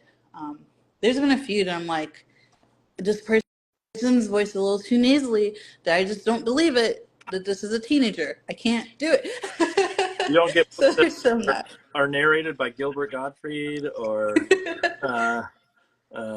I'm trying to think of like who has the most atrocious voice to listen to an entire book read by.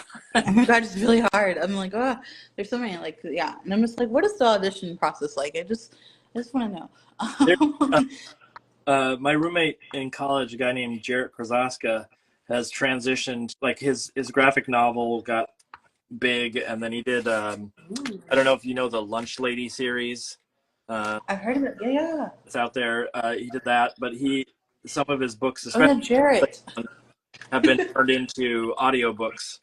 And so he got to like be in part of that process and help with the recording. He did voices in it, and some of his friends and everything. But one of the people that was the lunch lady was Meredith from The Office. Ooh. I think he got to play like somewhat a director on it and tell her. I could be wrong, but it seemed like that in some of the promo stuff that he did. Like, That's cool. this is what you got to do, Meredith. I forget what her real name is, but it's not I don't Meredith. know. Yeah, so. Still pretty cool that's like, as a illustrator, that's something that he got to do now. Like, yes.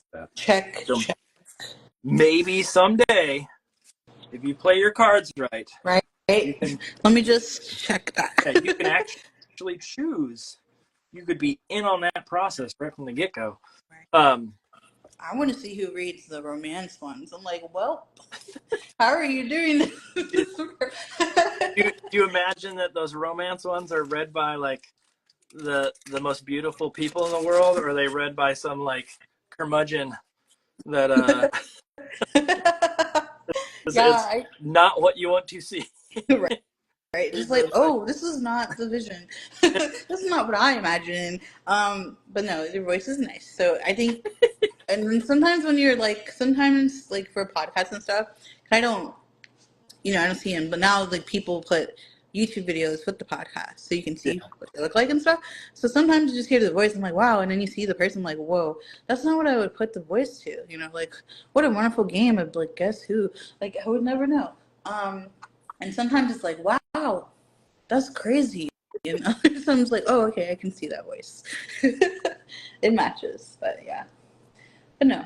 But yeah, no, I think I'm gonna have to leave you. Okay. But I wanted to share, like, I did this and I've not given up. I've finished. I might add stuff later, but for now, this is my sweet little people. You've They're done writing. a fabulous job, and I'm so happy that I had you on tonight. I had an amazing time. I told you, and I told you this, not everybody knows, but that today was a long day for me, and that I'm going to be a little wired and all over the place. And not only that, but it's always a challenge, and it's not you or anybody else, but it's always a challenge to get my energy up for when I woke up at 5:30 this morning and go all the way until midnight. But this has been an absolute ease and breeze and lovely, and I can't thank you enough for joining me for the silliness that has occurred and the heartfelt conversations and all the fun stuff that goes along with this for the night. So it's been really fun. I mean, getting to know you more and see your process and be like, wow, he's got a big desk. He's doing stuff. Yeah, big desk.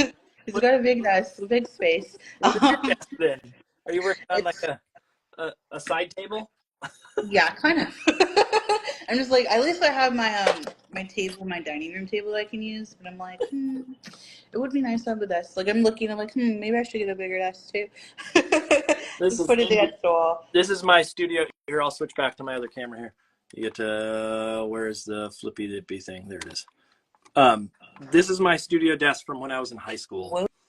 Ooh, look at that. It's a good investment. Almost 30 years old, and it's still holding up. So, anyway, this has been a pleasure. I can't tell you how much fun this was tonight. This was, especially after having a break last week. This has been an absolute pleasure to chat with you. That's been fun. I've enjoyed it. Ooh, oh, light. Okay, my face. Hi. I've enjoyed it a lot. It's been a while since I've been alive, and talking with you was very, like, it wasn't hard. It was just really easy. Coming up with the lies and the truth was like, oh. I just misheard what you said. It's been a long time since you've done a live. I heard it's a long time since I've been alive. Can you imagine? That's a weird statement. It's been a long time since I've been alive, and I'm so happy to be back again. I've almost given up. It's it was just caught me off guard with that statement. Truly did. But go have a lovely evening. Go get some ice cream, and I will be in touch. And this was a pleasure. So yes. Thank you. And don't forget to post, because I want to see. Yes. And if anyone else drew something, I want to see too. So. Yeah. Oh, actually, we have a hashtag that I forget what. Doodle along. Okay. If people want to post and they put stuff up on hashtag Doodle along, that it's a nice way for people to be able to see sort of Yeah. what people have drawn. So that'd be cool. Okay. Awesome. Otherwise, thank you. Thank you for having me. Bye. My stomach just made a weird noise. Okay, everybody, I have like 7 minutes. I have like 2, maybe 3 things I got to do left on this. I'm just going to do some final tweaks. So I'm going to switch back to my camera facing down. Pull up. Let's see if I can get this on camera okay here, and then I'll just finish this last little bits and I'll be done. Let me get some water on me here. Ooh, I'm like way up there. Let's see if I can zoom in maybe a little bit. You don't have to see every bit of my desk. The only thing I'm trying to figure out is like, do I want to do some other like lines coming along here and some other stuff sort of. It feels like it needs something blip right there. And I don't know if that's a cloud. I don't know what that is. But we'll try a little cloud or two. Anyway, just so I get a little bit more white up in that area. Oh, I was going to put white on his socks too. I'll see if I can do that real quick. Get a nice little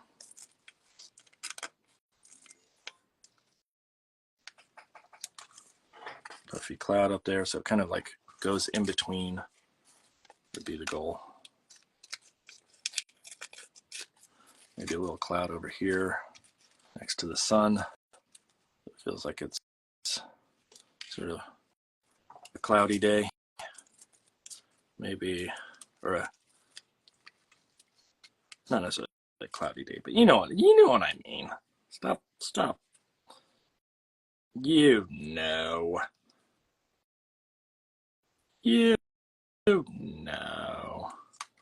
A little cloud right above maybe even like, yeah, right up there. And then I'm gonna put little white on his feet so he has little white socks on.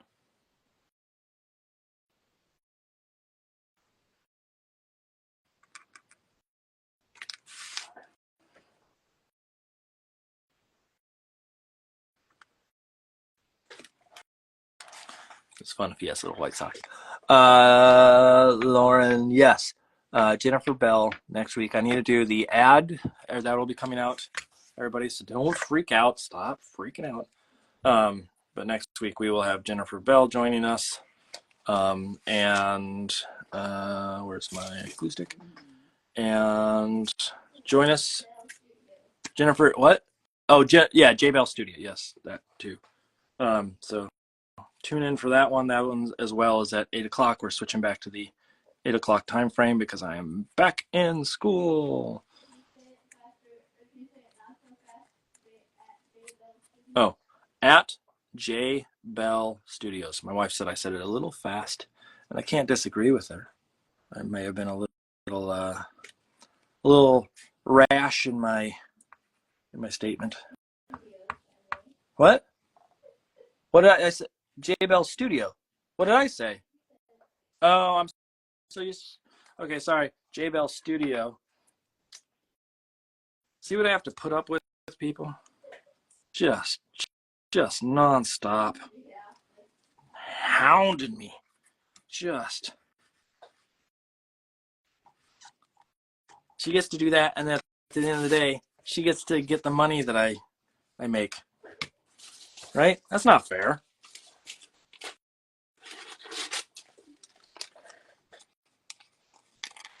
Your boss doesn't get to come in and tell you what to do and then keep your money.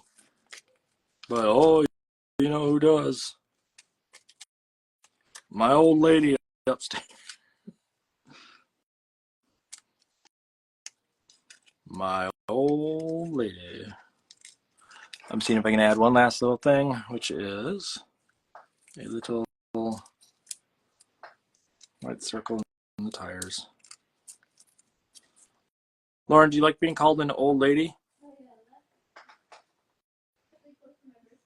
The old ball and chain out there. Lauren's going to turn, I'm not going to say how old you're going to be, but Lauren's birthday is coming up. What day is that? It would be Is it Saturday? Not this Saturday, but the following Saturday? She's gonna be ancient. Like, I had the Smithsonian knocking on my door going, we've never had anybody so old on the planet.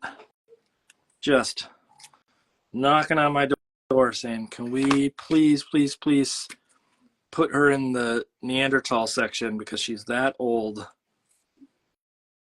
She doesn't even know. She was there when they invented the wheel. That's what they told me. They consulted you on wheels. Round, ding, go, move, help. And you're like, I got this, everybody. Back up. What you do, you make it nice and round, and then it will just roll like crazy. Illustrate, what'd you say? I was just looking at wonderful Barnes & Noble gift card I have near my computer as inspiration. Oh, gotcha. Okay, never mind. What that conversation was. I just looked up and I saw the comment before. Let's see. I think we're almost there. Main squeeze.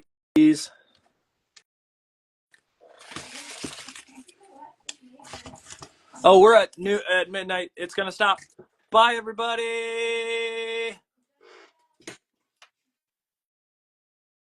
It's gonna die here in just a second. It's gonna turn off. Bye.